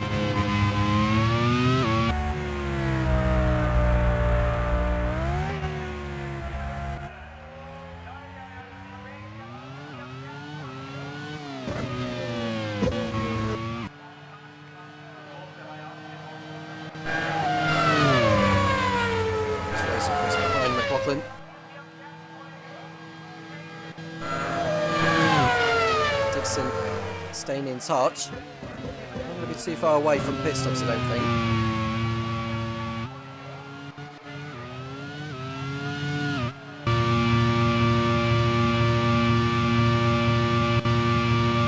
So an overtake from Christopher Bell on Nolan Siegel before turn 1.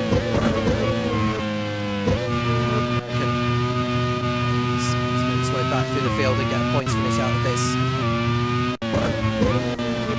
Still yet to get his first win in this championship despite all the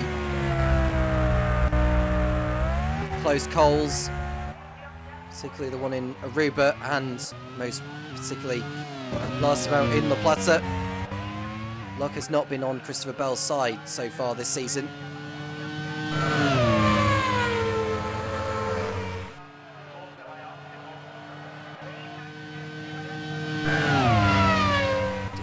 Increasing the margins to nearly 4 seconds over Scott McLaughlin.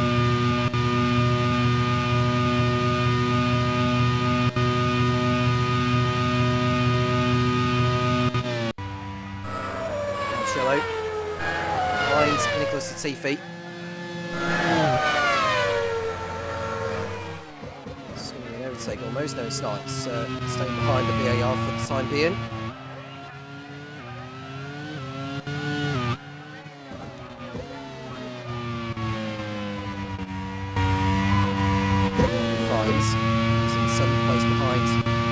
Extra.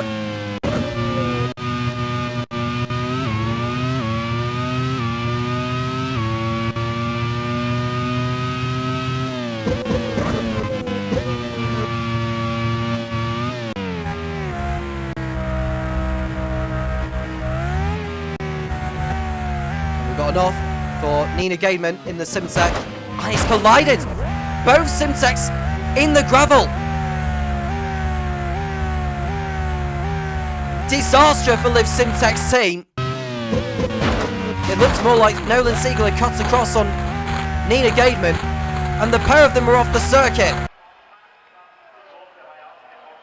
Siegel is out of the race. It's a loose wheel. It's what caused him to retire, but Nina Gaiman wouldn't have thought of it. That's a body blow to the team, not what they need. Siegel has already been in trouble in this race for his part in the incident with Ryo Hirakawa. Gaiman gets back onto the circuit. Siegel retires. And I wonder if the stewards will take any action to that.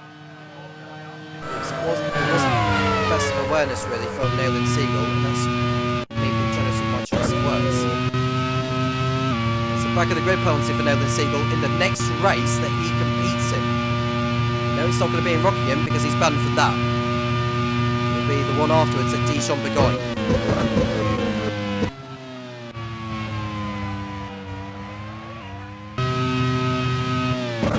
See an overtake from Jose Maria Lopez. This is on Stoffel van Dorn for 16th position.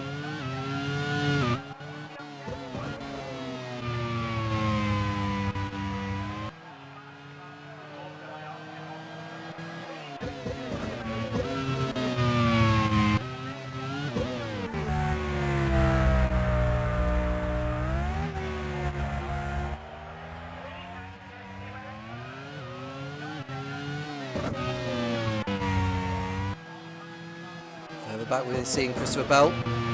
18th place now, past Louis Foster in the Prema. Nicely done there from the American who's got through.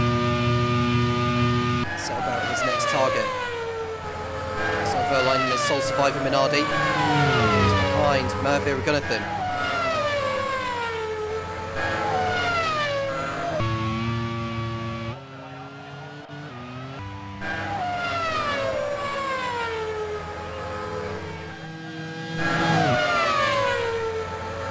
Dawn is about to go back through on Lopez for 16th.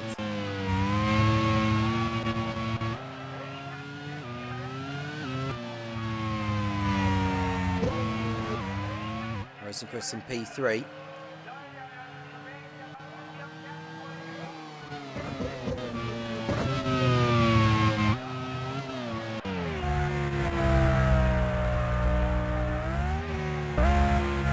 Dixon in 4th place in the Onyx.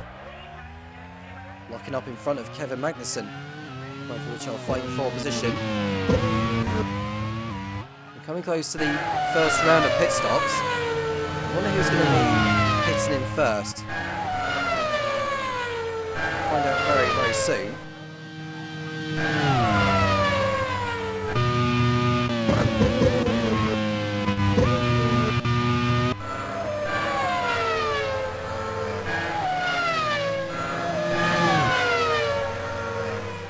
We're going for it on Murphy Ragunathan for 9th.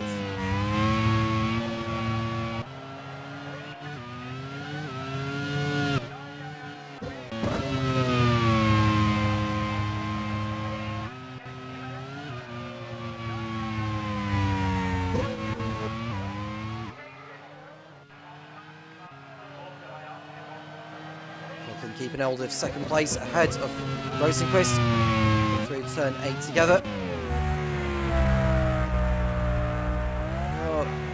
We've seen 3 battles for, 1 for 2nd place, 1 for 4th and 1 for 6th. I think the drivers are just content where they are and waiting for the pit stops to arrive.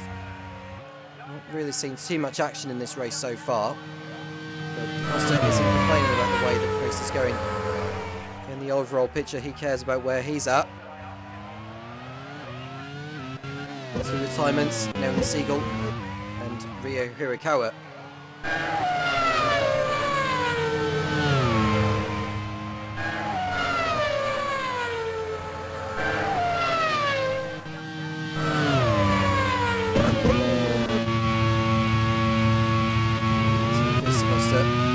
Increasing the margin a bit gradually. He's doing what he needs to do. I don't know for certain who's doing the 1 stop and who's doing the 2, as far as we know.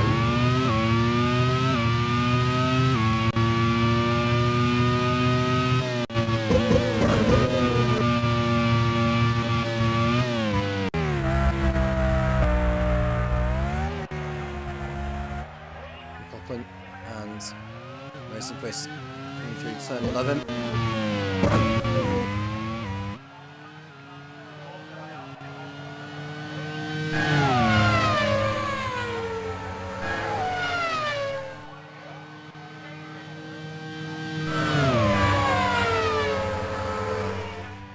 Heading over the line. And one driver is not going to be heading over the line. Is Rafael Marcello in the Force India. Another race to forget so far for Ed Spencer's team. Rock bottom of the team's championship. There's not going to be any points for Marcello here. I'll take my word back on whether he's going to get over the line. He does actually get over the line, but it's as far as he will go.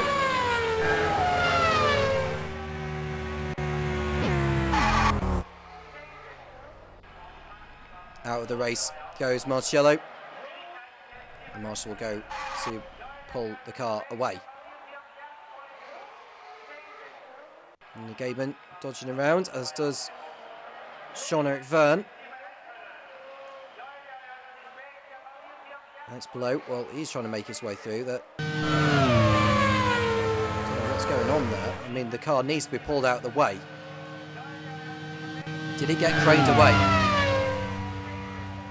My guess is that it has done. But we'll see in a moment. Yeah, it's pulled away now. Is Rafael Marcello's car. Let's see if he's got through on Regunathan. It's because Regunathan has gone into the pit lane for his first stop.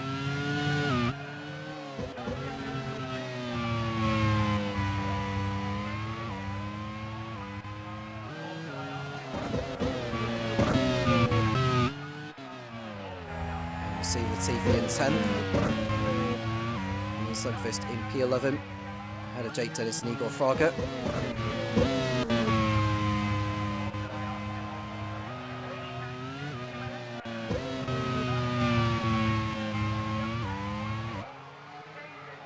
The inside goes.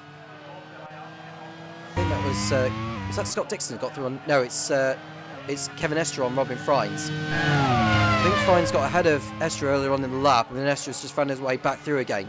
Estre back into 6th position ahead of the Dutchman. Sebastian Buemi's a full second behind Pascal Wehrlein in their own battle. I think Wehrlein got ahead of him some time ago. He's ahead of him now.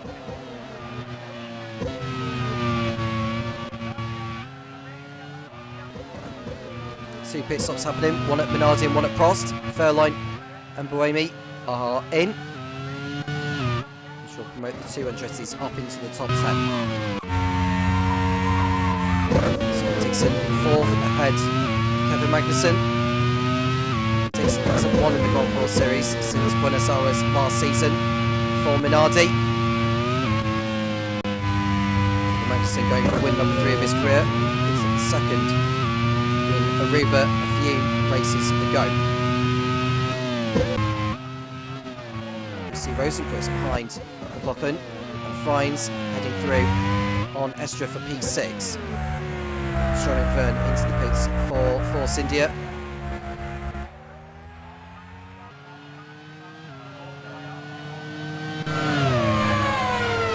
Fielder coming round to complete the latest lap. Da Costa will be heading through. Verne will rejoin a lap down.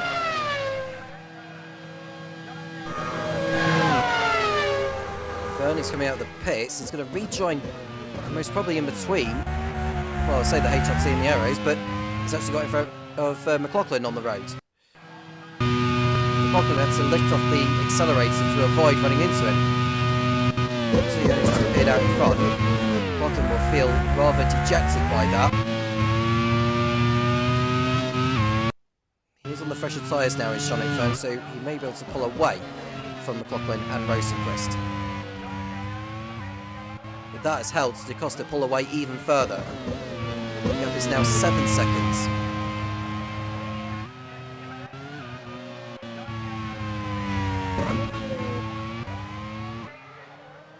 And Rosenquist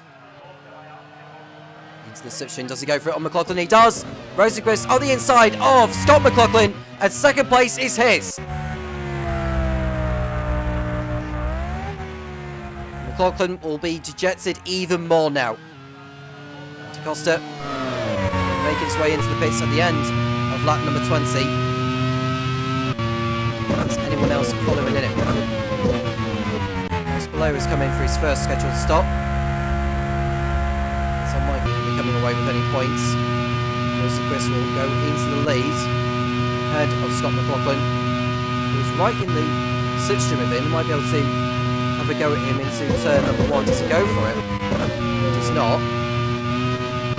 Scott Dixon and Robin Frines are both in, as is Liam Sundqvist for Andretti. Christopher Bell in for his first stop for HRT.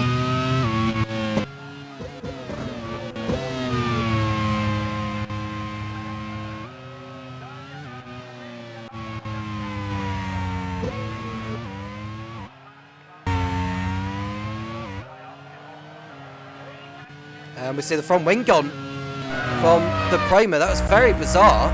Did he catch the grass on the exit of turn 11, Louis Foster? I'm going to see. Looks like it's alright. Did you see he got on the front wing too soon? Yeah, he touched the grass on the outside and the front wing had gone. But at least he hadn't got far to go back to the pit lane. Louis Foster, who had only just pitted as well. So that's him into the pits prematurely, just to get a new front wing fitted.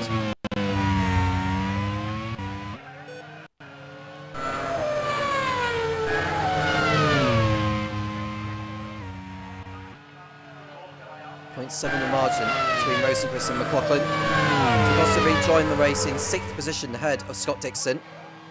Next man to overtake for DeCosta is Igor Fargo. He's had a brilliant last couple of races for the team, much better than expected.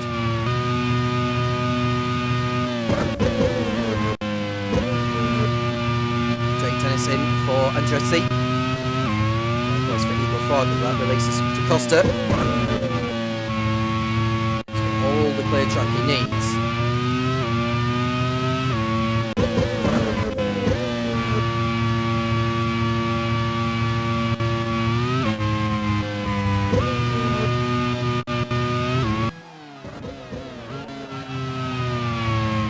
Sebastian Buemi, 9th position behind Robin Fines. So we see Matt Gunnavan, who's still stuck behind Buemi.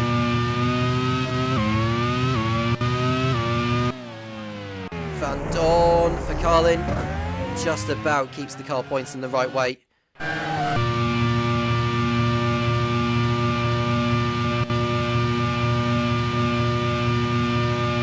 This is on board of the Carlin, drifting his way through turn 1.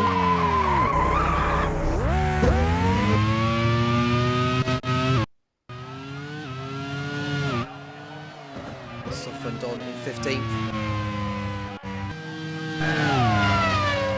Aiming for another points hole. And we'll see Ice Bull below, who's got Louis Foster in front of him. This could be an interesting battle to watch. Foster on the pressure tyres to below. But below is into the slipstream. He's going to go for it into turn 1. This is for 22nd place. 3 retirements so far in this. Rafael Marcello, Nolan Siegel and Ryo Hirakawa are the ones out. And Rosenquist has just lapped Nina Gaidman. McLaughlin has come into the pits for his first stop.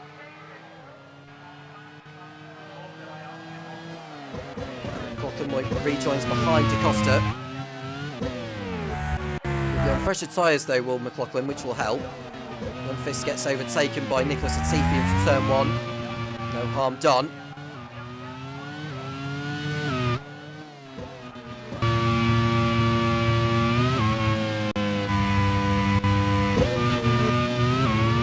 Seconds is the margin between Rosenquist and McLaughlin.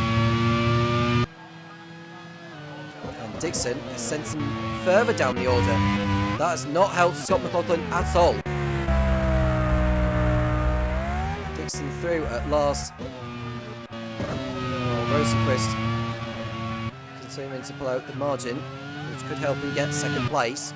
He won't be in front of DeCosta. I think maybe by this point now, as DeCosta posts a new fast stop of the race, Rosenquist may be trying to do the one stop, you know.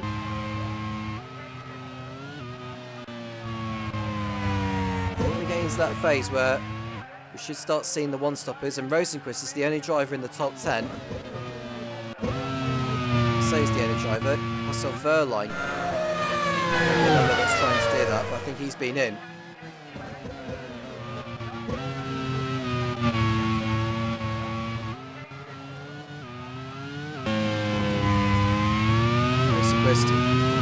On his way to turn 12.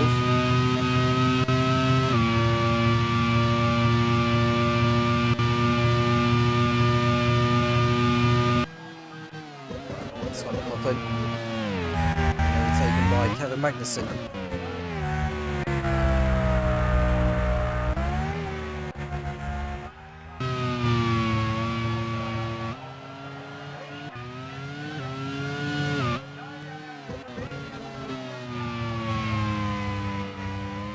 Another new fast lap posted by Antonio Felix DeCosta. The gap between DeCosta and Dixon has increased to 12 seconds. Fomitel really do have some strong pace here. Magnussen's got through on McLaughlin as well.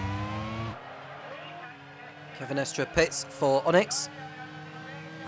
is the second time he's been in already. After a really extraordinary start to this, Estra has found himself on the wrong end of a mechanical problem that's forced him to come in.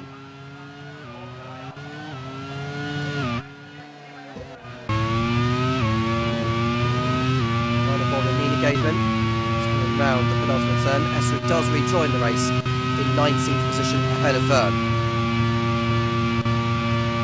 We've got pit lane activity over at Arrows now. Rosenquist is in at the end of lap 25.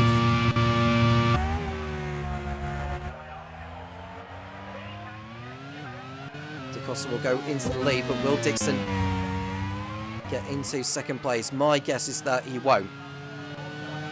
Rosenquist has built up enough of the margin to remain in second place. Dixon rounds the last corner now, as does Magnussen, as does McLaughlin. But I think Rosenquist has done enough to retain second place here.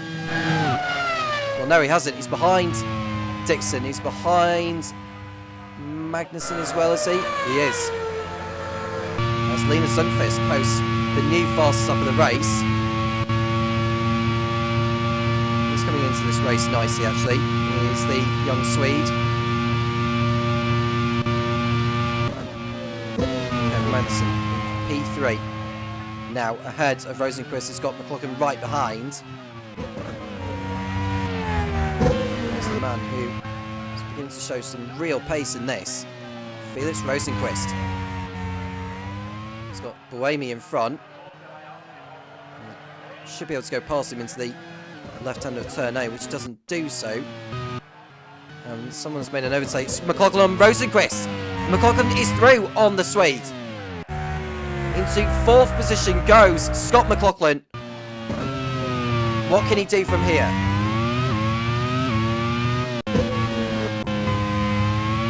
Magnussen. P3, 2 Formatels in the top 3. Dixon into second place now. Imagine Scott McLaughlin may try and go through on Magnussen in the near future, but we'll see. Lundqvist trying to get through on Buemi at turn 13. He doesn't do so, but he's back into the slipstream now. Is he close enough to have a go on Buemi? I don't think he is, you know. And Pascal Wehrlein is going to further Minardi's woes. And it's another double non-finish for Giacomo Pagliaro's team. Out goes Pascal Wehrlein, and it's no points for the team yet again.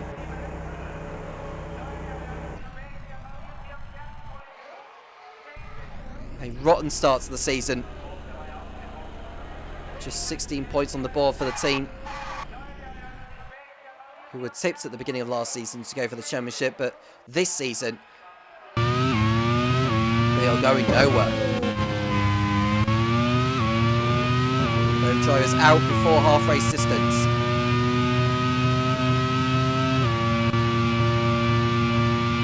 Costa, 28 laps away from victory.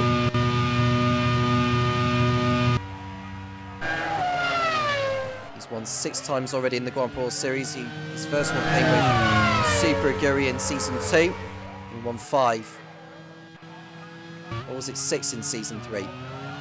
Just trying to remember. Costa took his second one in Yongam. And the third one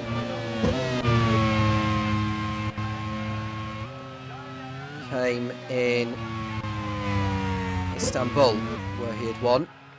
And then he won 3 on the bounce, I remember, in Panonia, Valencia and Buenos Aires. Rosenquist through on McLaughlin for 4th place again. These two are going to keep swapping places at this rate.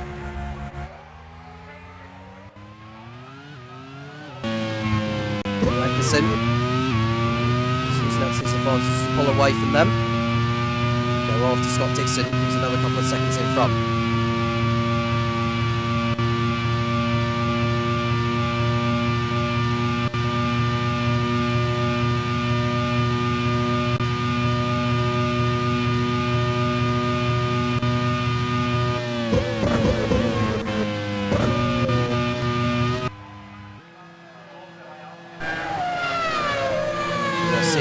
overtakes happening. That was Latifi going through on Dennis, and Bell's got through into 11th place on the Andretti. Jake Dennis dropping down the order. I don't know if he's stopped in this race yet, has the Brit.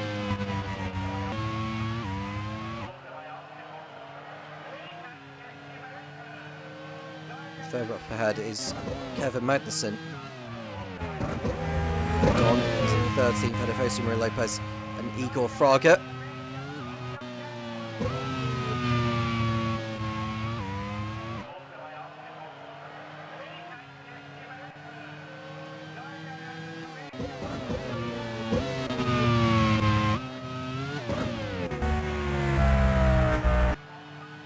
Kevin Magnussen up ahead, 3rd place. Chris 4th and Coughlin in 5th.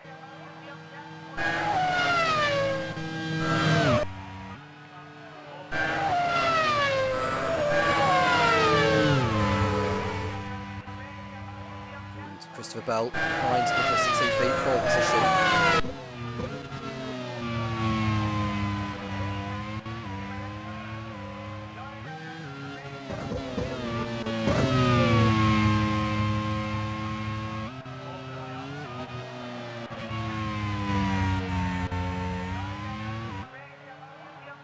The 2nd, 3rd, 4th and 5th place drivers. There's the 6th as well. Ryan's in the background. If Mattel were to come away with the points getting here, they'll easily exceed the points tally of 54 they had last season. I think we've been an 18 race championship. I think the minimum number of points you need to get to stay up is 60.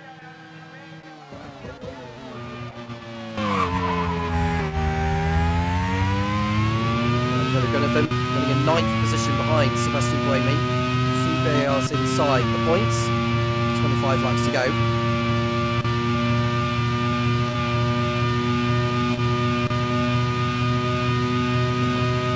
Rosenquist, he has already made a stop, albeit more recently. Is he looking to go to the end? We'll see very, very soon.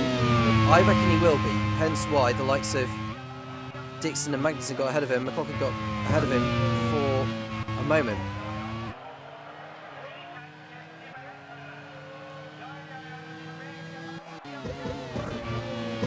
Sundqvist is continuing his form. He's already got by Sebastian Buemi. 6 seconds off Robin Fines. This is great stuff from the Andretti pilot.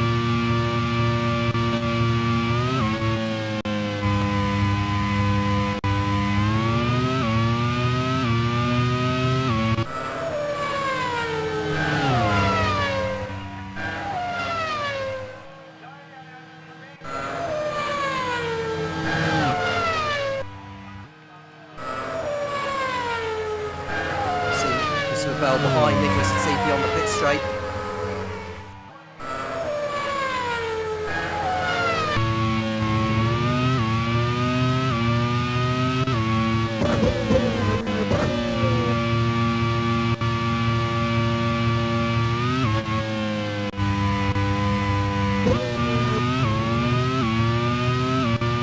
On lap 32, Costa very, very strong. Remain as they are. Costa,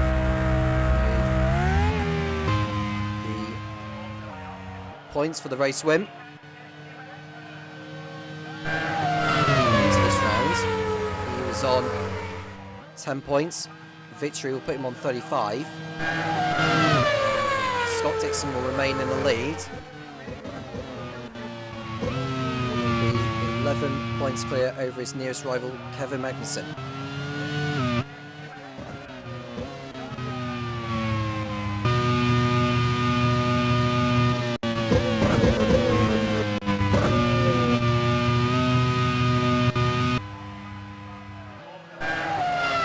Bell going inside of Nicholas Latifi. He does so now. Move is completed for the American. Onto the team's championship.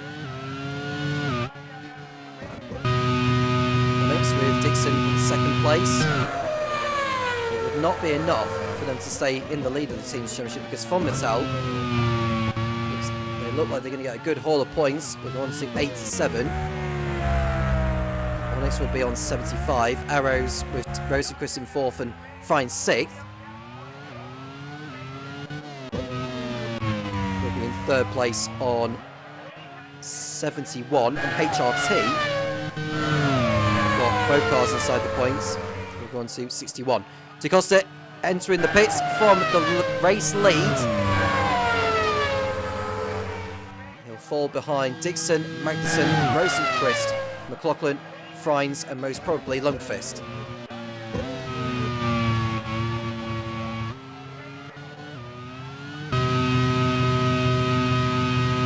Remy, Gunnathan, and Bell have gone through.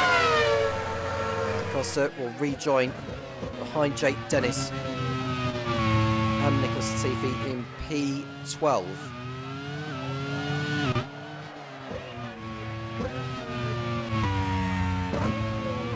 Rosenquist still behind Magnussen on that 34. Although we've got 2 wins apiece in the Grand Prix Series. Scott Dixon has had the most with 8. To his name, no one else has had more.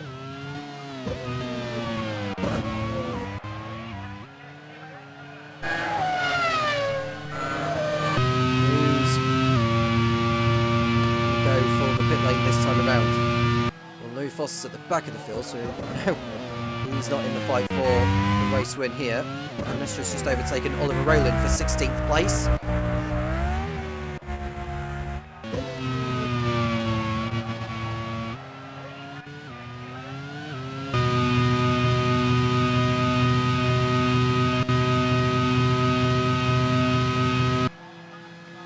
See Manafort being overtaken by Christopher Bell now.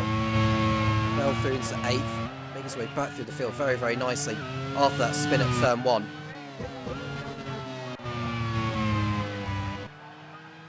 Back at the front, Dixon continuing his way. The top 5 all in the picture by lap 35.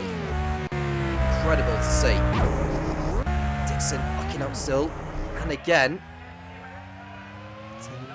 Tells you about how hard he is pushing at this moment in time. Bell goes through on Buemi for P7.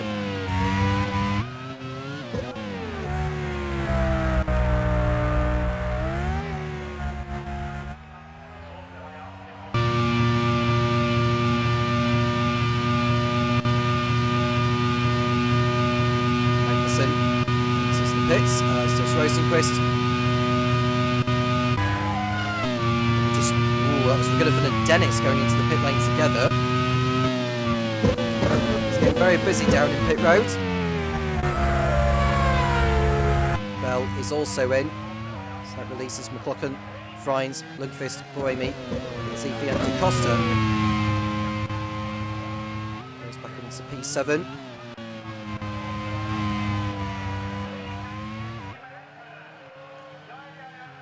Madison rejoins the race. He's behind Igor Fraga in P11. Fern also comes in for Force India.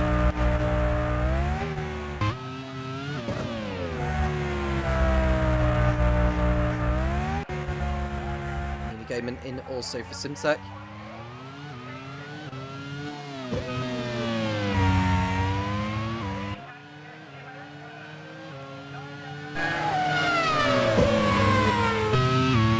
Stop over at Arrows. Frines is in. After Rosenquist, see Louis Foster staying on the circuit this time.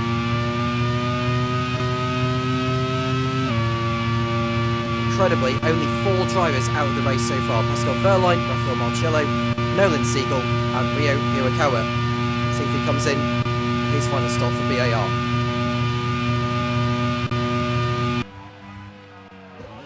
See McLaughlin getting held up by the Simtech of Nina Gaiman, who's only just pitted. This is annoying to Scott McLaughlin. He has to fight his way through. Yeah, he's lost time there as McLaughlin, which will annoy him very, very much. And we've got a retirement over at Prost. Jose Maria Lopez has pulled out of the race. It's a mechanical problem for the man who would have taken a time penalty anyway. It's a brake problem that's forced him to retire. Teammate Sebastian Buemi is still going. He's in 4th place on track, but he's due in for his last trip to the pits.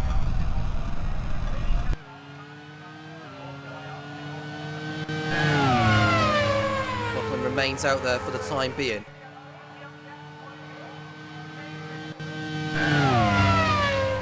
You've got to remember that Rosenqvist pitted in quite late. He's one and only start. Lundqvist is the next driver to head for the pits. Right on board with Rosenqvist right now. Although he's made 2 stops in this race, hasn't he? Rosenqvist, apologies for that. He is stuck behind Nicholas Latifi. It's Lundqvist and O'Rourke are both in the pits now.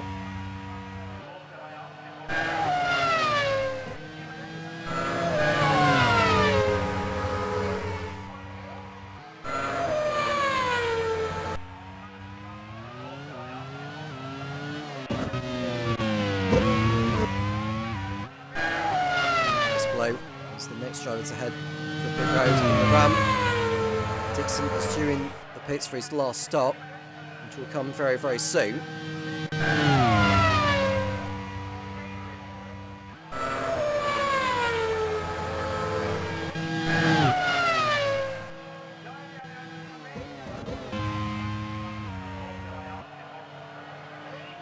Buemi's got the net race leader, closing him down. Felix Rosenqvist stuck behind Rafael Gunnarsson still, which is hurting this race even more. Da Costa did get through on Buemi to the 3rd position. He knows that that is not his fight for today.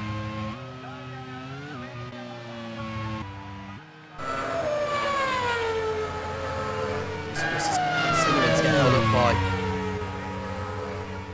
Rafael Gunnarsson.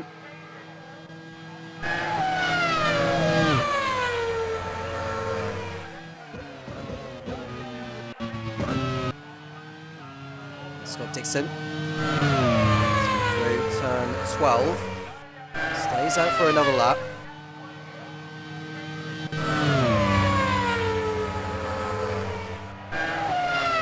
Lap 39. Wouldn't have thought Dixon was going all the way to the flag. And then his fight is for 2nd place. Da Costa already making his final stop. He's due in the pits again before this race is over. And Igor Fraga has got Kevin Magnussen for company. It's been another strong race as well from Igor Fraga. Having a much better season than expected. Certainly a lot better than what Alex Palou has been getting. Oliver Rowland in now for Prima for his last stop.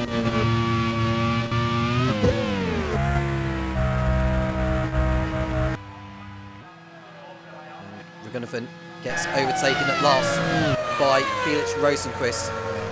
Or so he thought, because Rosenqvist doesn't exactly have the straight line speed. We'll run through these setups to know who is running what. So Prost are running a maximum top speed setup. HRT, Scott Dixon is in from the lead. HRT are running a mid-top speed, VAR maximum top speed, Arrows mid-top speed, Force India neutral, Minardi mid-top speed, Simtek neutral, Onyx mid-top speed, Fomitel neutral, Carlin maximum top speed, likewise for Prima, and Andretti and Ram are both running neutral setups.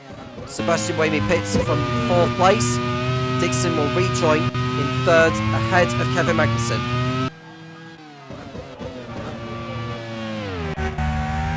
Overtaken by Pato O'Ward for 16th. Showing it 3rd, Nina Gaidman down at the back. Rosenquist having another go on Mauro Raghunathan. Sebastian Buemi comes out of the pits and is ahead of both Rosenquist and Raghunathan. Providing he doesn't make any mistakes from here on in, Sebastian Buemi is looking good for his first points of the season.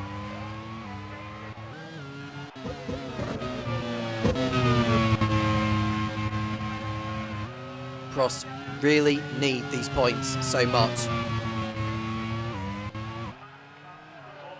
They'll leapfrog out of the relegation zone as it stands.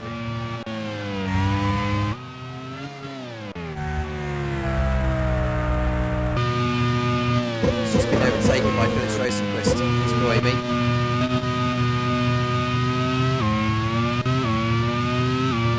One driver who's had a brilliant race is Linus Sundqvist. It's been good for a 6th place finish, although Christopher Bell is closing him down all the time. The gap now is 2.2 seconds.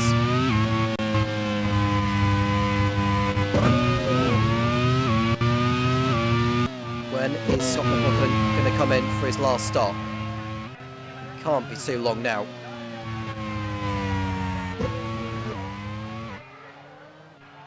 There is Dixon and Magnussen fighting over 3rd place, which could well become 2nd when McLaughlin comes in for his final trip to the pits.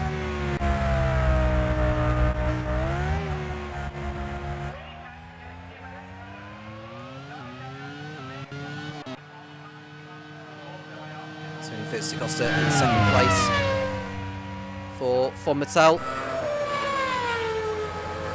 7.7 seconds off the lead of McLaughlin. I think McLaughlin may well be one of those going to the end, we shall see. If that's what he's thinking, because that is what will win them the race if he stays out. Costa is getting the gap down. 7.6 seconds in sector 1. Going back to what I was saying about the setups, HRT are running a mid-top speed setup. Von Mattel have gone for a more neutral setup.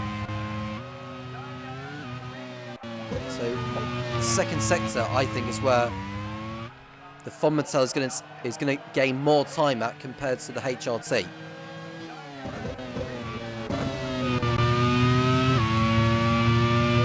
Continues to stay out. The gap is down to 7.2. De Costa was able to narrow it down by another 4 tenths in the 2nd sector alone. But this is where the HRT thrives more at, and that's the straight line speed. 7.3 seconds. It's gone back up to.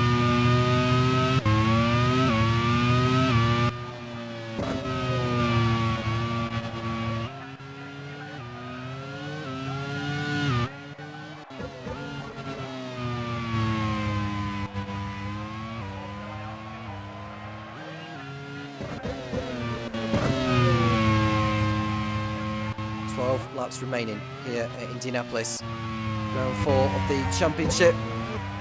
Is McLaughlin going to be the first driver to take back-to-back wins this season? It's looking that way right now.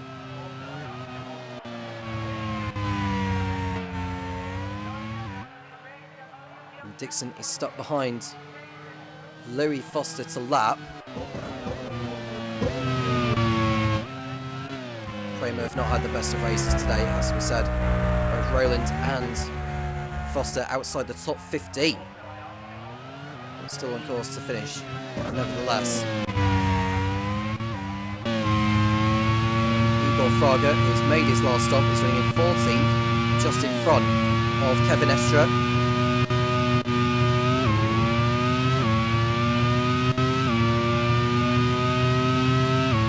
It was looking good for him, but it's just been overtaken by Estra now, albeit too easy. I think Fraga has picked up a problem, and that'll be him off into the pits at the end of this lap. Well, not anymore now, because he's pulled off, and his race is over with an engine failure. A terrible shame for Fraga. Got a really strong one here, but it's all over for him. Not too long before the end. It's a water leak that's forced him out.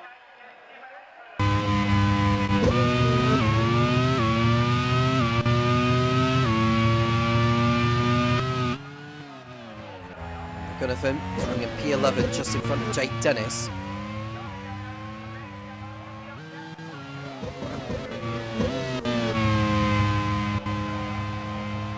Six and a half seconds the margin between McLaughlin and DaCosta. It'll be win number 3 of his career for McLaughlin if he remains where he is now. And Braylee's tucked up behind Nicholas Latifi in the fight for 9th spot.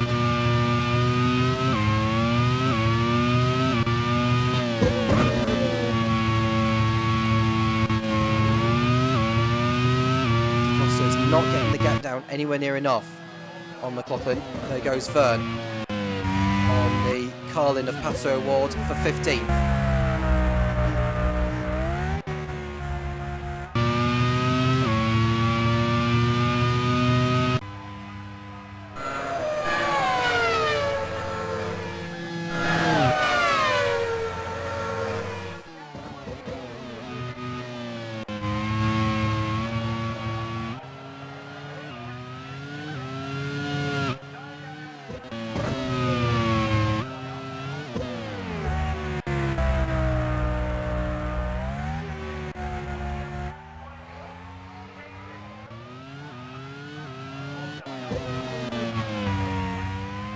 Remaining.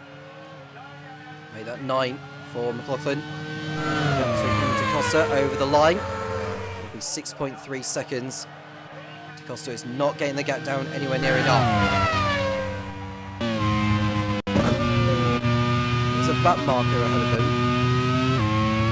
That is Nina Gateman. McLaughlin has to get by. That's why the gap had come down a little bit.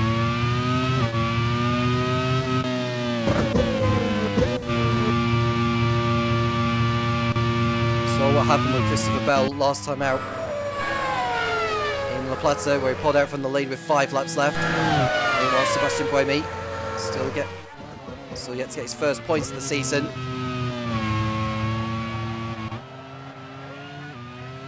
If the race was to finish as it is, Scott McLaughlin will move on to 51 points, and Alex Palou is the second Ram to pull out of the race.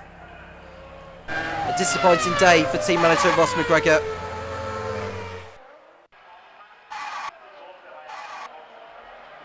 That's retirement number 7 of this race, I believe. Gearbox failure for the Spaniard. 51 points for Scott McLaughlin if the race was to end as it is now. Scott Dixon, who will still continue to lead the way on 60. DaCosta's first podium of the season, move on to 28. The way things are going here. Be in front of the likes of Christopher Bell. Felix Rosenquist maybe actually. But no, Rosenquist will be scoring points in this, so at least it's a fine way to get DaCosta's season up and running nevertheless, as Nina Gaiman gets out of the way at last, and DaCosta will have lost time trying to get through. He lost 7 tenths in the second sector, which won't have helped him at all.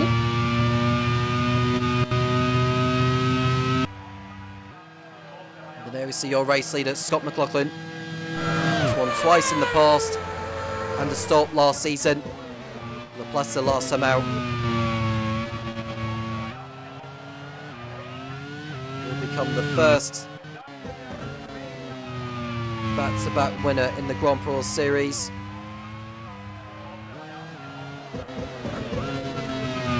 Looking at the last driver to do that, that'll be Callum Ilott, and Nicholas Latifi is on fire in the BAR, and it's race over for him. Tries to get back through on Jake Dennis, but now he's having to lift off and allow Murphy Ragunathan to go through. And he won't have completed enough laps to be classified either. Race over for Nicholas Latifi.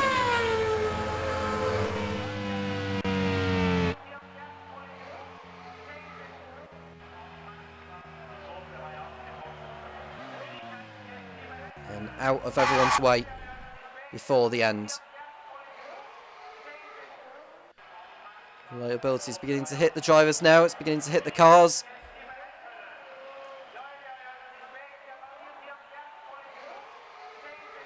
That allows Jake Dennis to go up into the points, which could be crucial for Andretti later in the campaign, with Lundqvist and Dennis both inside the points. Lundqvist has driven a beautiful race here again. It could get even better with 6 laps left. Scott Dixon looking good for another top 4 finish. He's a 3rd Grand Prix Series title coming in the way of the Kiwi this season.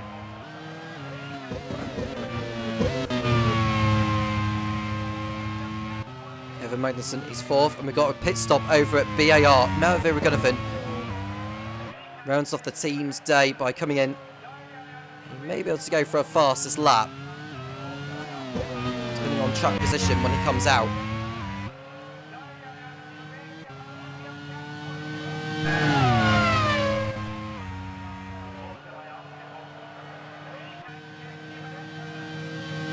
Lachlan is looking good for win number 3 of his career and the 2nd of the season.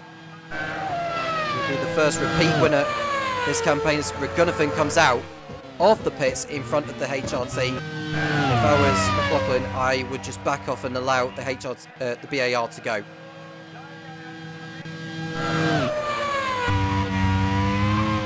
With Nina Gateman, who will get to the end of this race. Not inside the points. It'll be a 17th place finish. 8 drivers out so far. Nicholas Latifi, Alex Palou, Igor Fraga, Jose Maria Lopez, Pascal Furline, Rafael Marcello, Nolan Siegel, and Rio Hirakawa. Louis Foster is the last driver in the field in 18th position. Auto Award locks up at turn 11, but no harm done.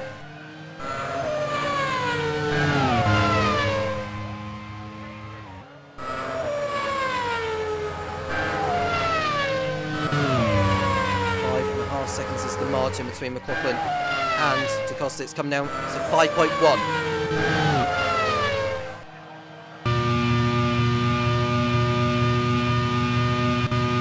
Down the pit straight, 4 laps left now. It was 5.1 in sector 2. What's the gap this time? It's 5.3. That'll be purely because of the straight line speed of the HRT.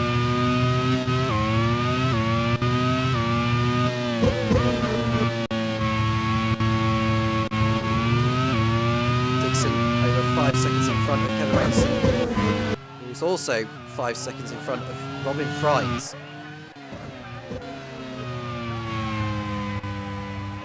May not be a race win, but another podium position is coming in the way of Scott Dixon. What a season he has had so far.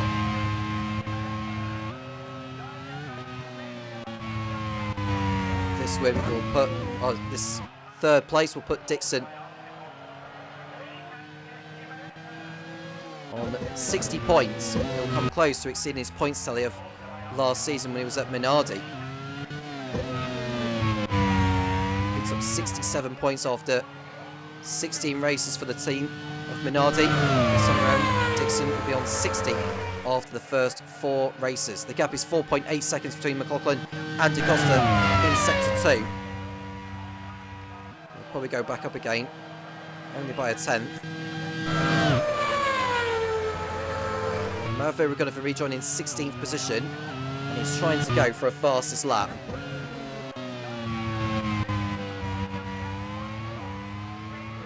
McLaughlin is nearly there. His teammate Christopher Bell is 1.3 seconds off Linus Lundqvist for 6th position. It's not over yet as far as that battle is concerned. It's now down to 1 second. I think Bell may well end up in 6th place by the end of this race if he keeps it up. And Felix Rosenquist, who was on pole at the beginning of today, is going to find himself in 8th position. Where has it gone wrong for him here?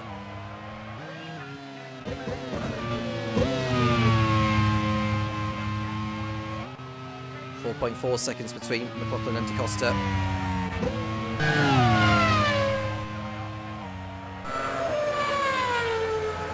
Two laps left now. McLaughlin is almost there. And Fries locking up and running wide at turn 10. He's got Louis Foster for company.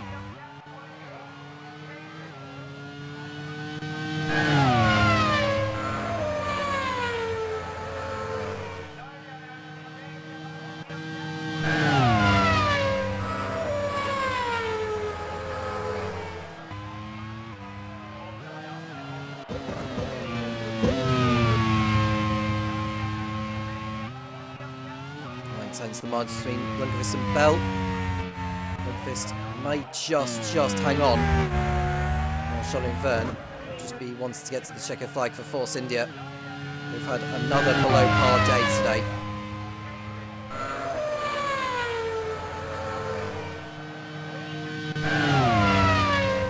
Just want the checker flag to come out sooner rather than later. 4 seconds to gap between McLaughlin and DaCosta in sector 2. But McLaughlin is about to start the last lap of the race.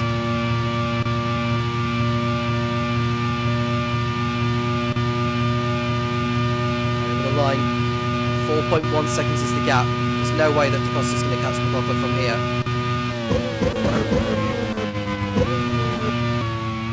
We'll go back to the race leader.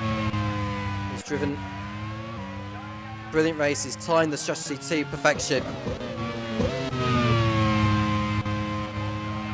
And he's about to get another 25 points to go with what he's already got this season.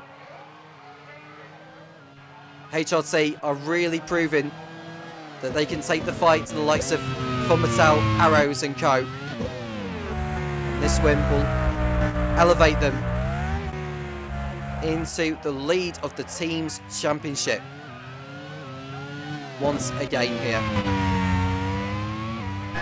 Scott McLaughlin rounds off a perfect day for him and for HRT. Just one more corner to get through. Scott McLaughlin and for HRT, McLaughlin wins the League One Indianapolis Grand Prix.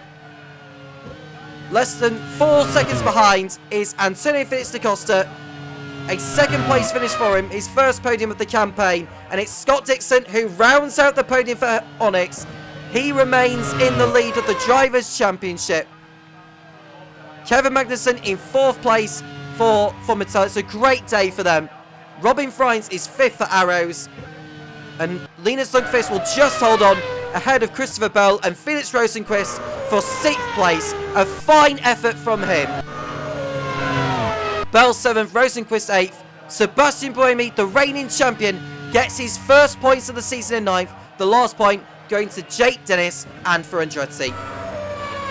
Subfundon misses out on points in 11th, and it's Kevin Estra, Sean Verne, Oliver Rowland, Patrick Award and Matthew McGunnifan will be the last driver on the lead lap. Nina Gaiman and Louis Foster are the rest of the finishers. We'll just see if McGunnifan can get the fast lap point. And the answer is no. It's a race win for Scott McLaughlin and for HRT once again. The first back-to-back winner of the season. Doing so at Indianapolis. Antonio Felix da Costa 2nd, and it's Scott Dixon in 3rd place. Kevin Magnussen making it 2 Von Mattels in the top 4. Robin Friends 5th, Linus Lundqvist, a brilliant drive to 6th place ahead of Christopher Bell.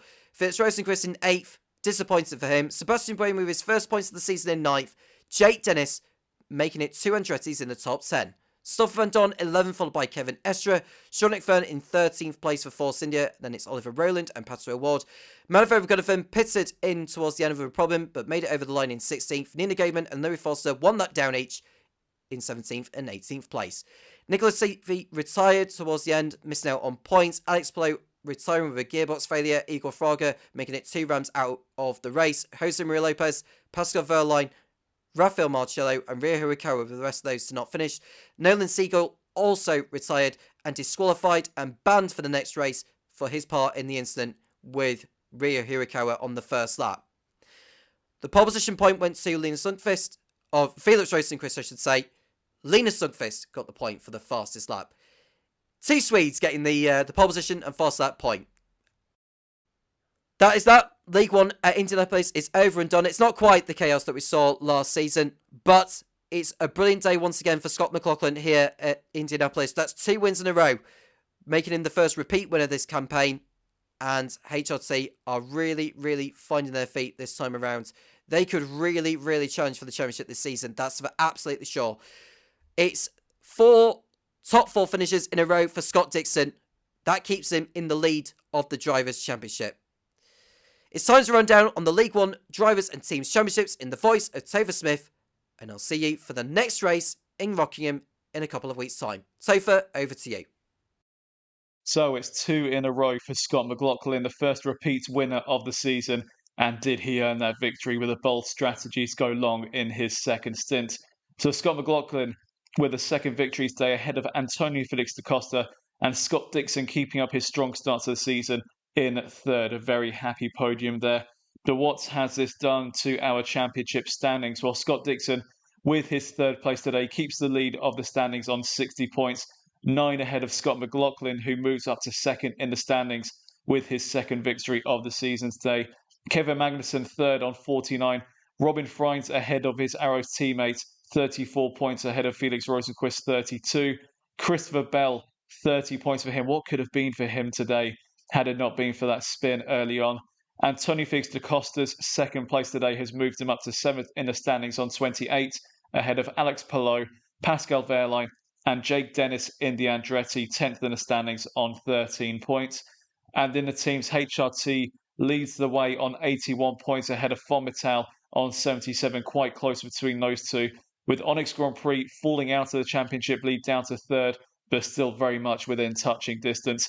Arrows fourth on 66, and it's those top four that looks like they're going to be the ones fighting for the championship this season, with quite a big gap back to Ram Racing in 5th on 25, Andretti 6th on 23, Minardi on 16, Carlin on 12, and then BAR and Prost rounding out the top 10 on 9 points each. Prost moving themselves up into the top 10 after Buemi's point scoring finish today.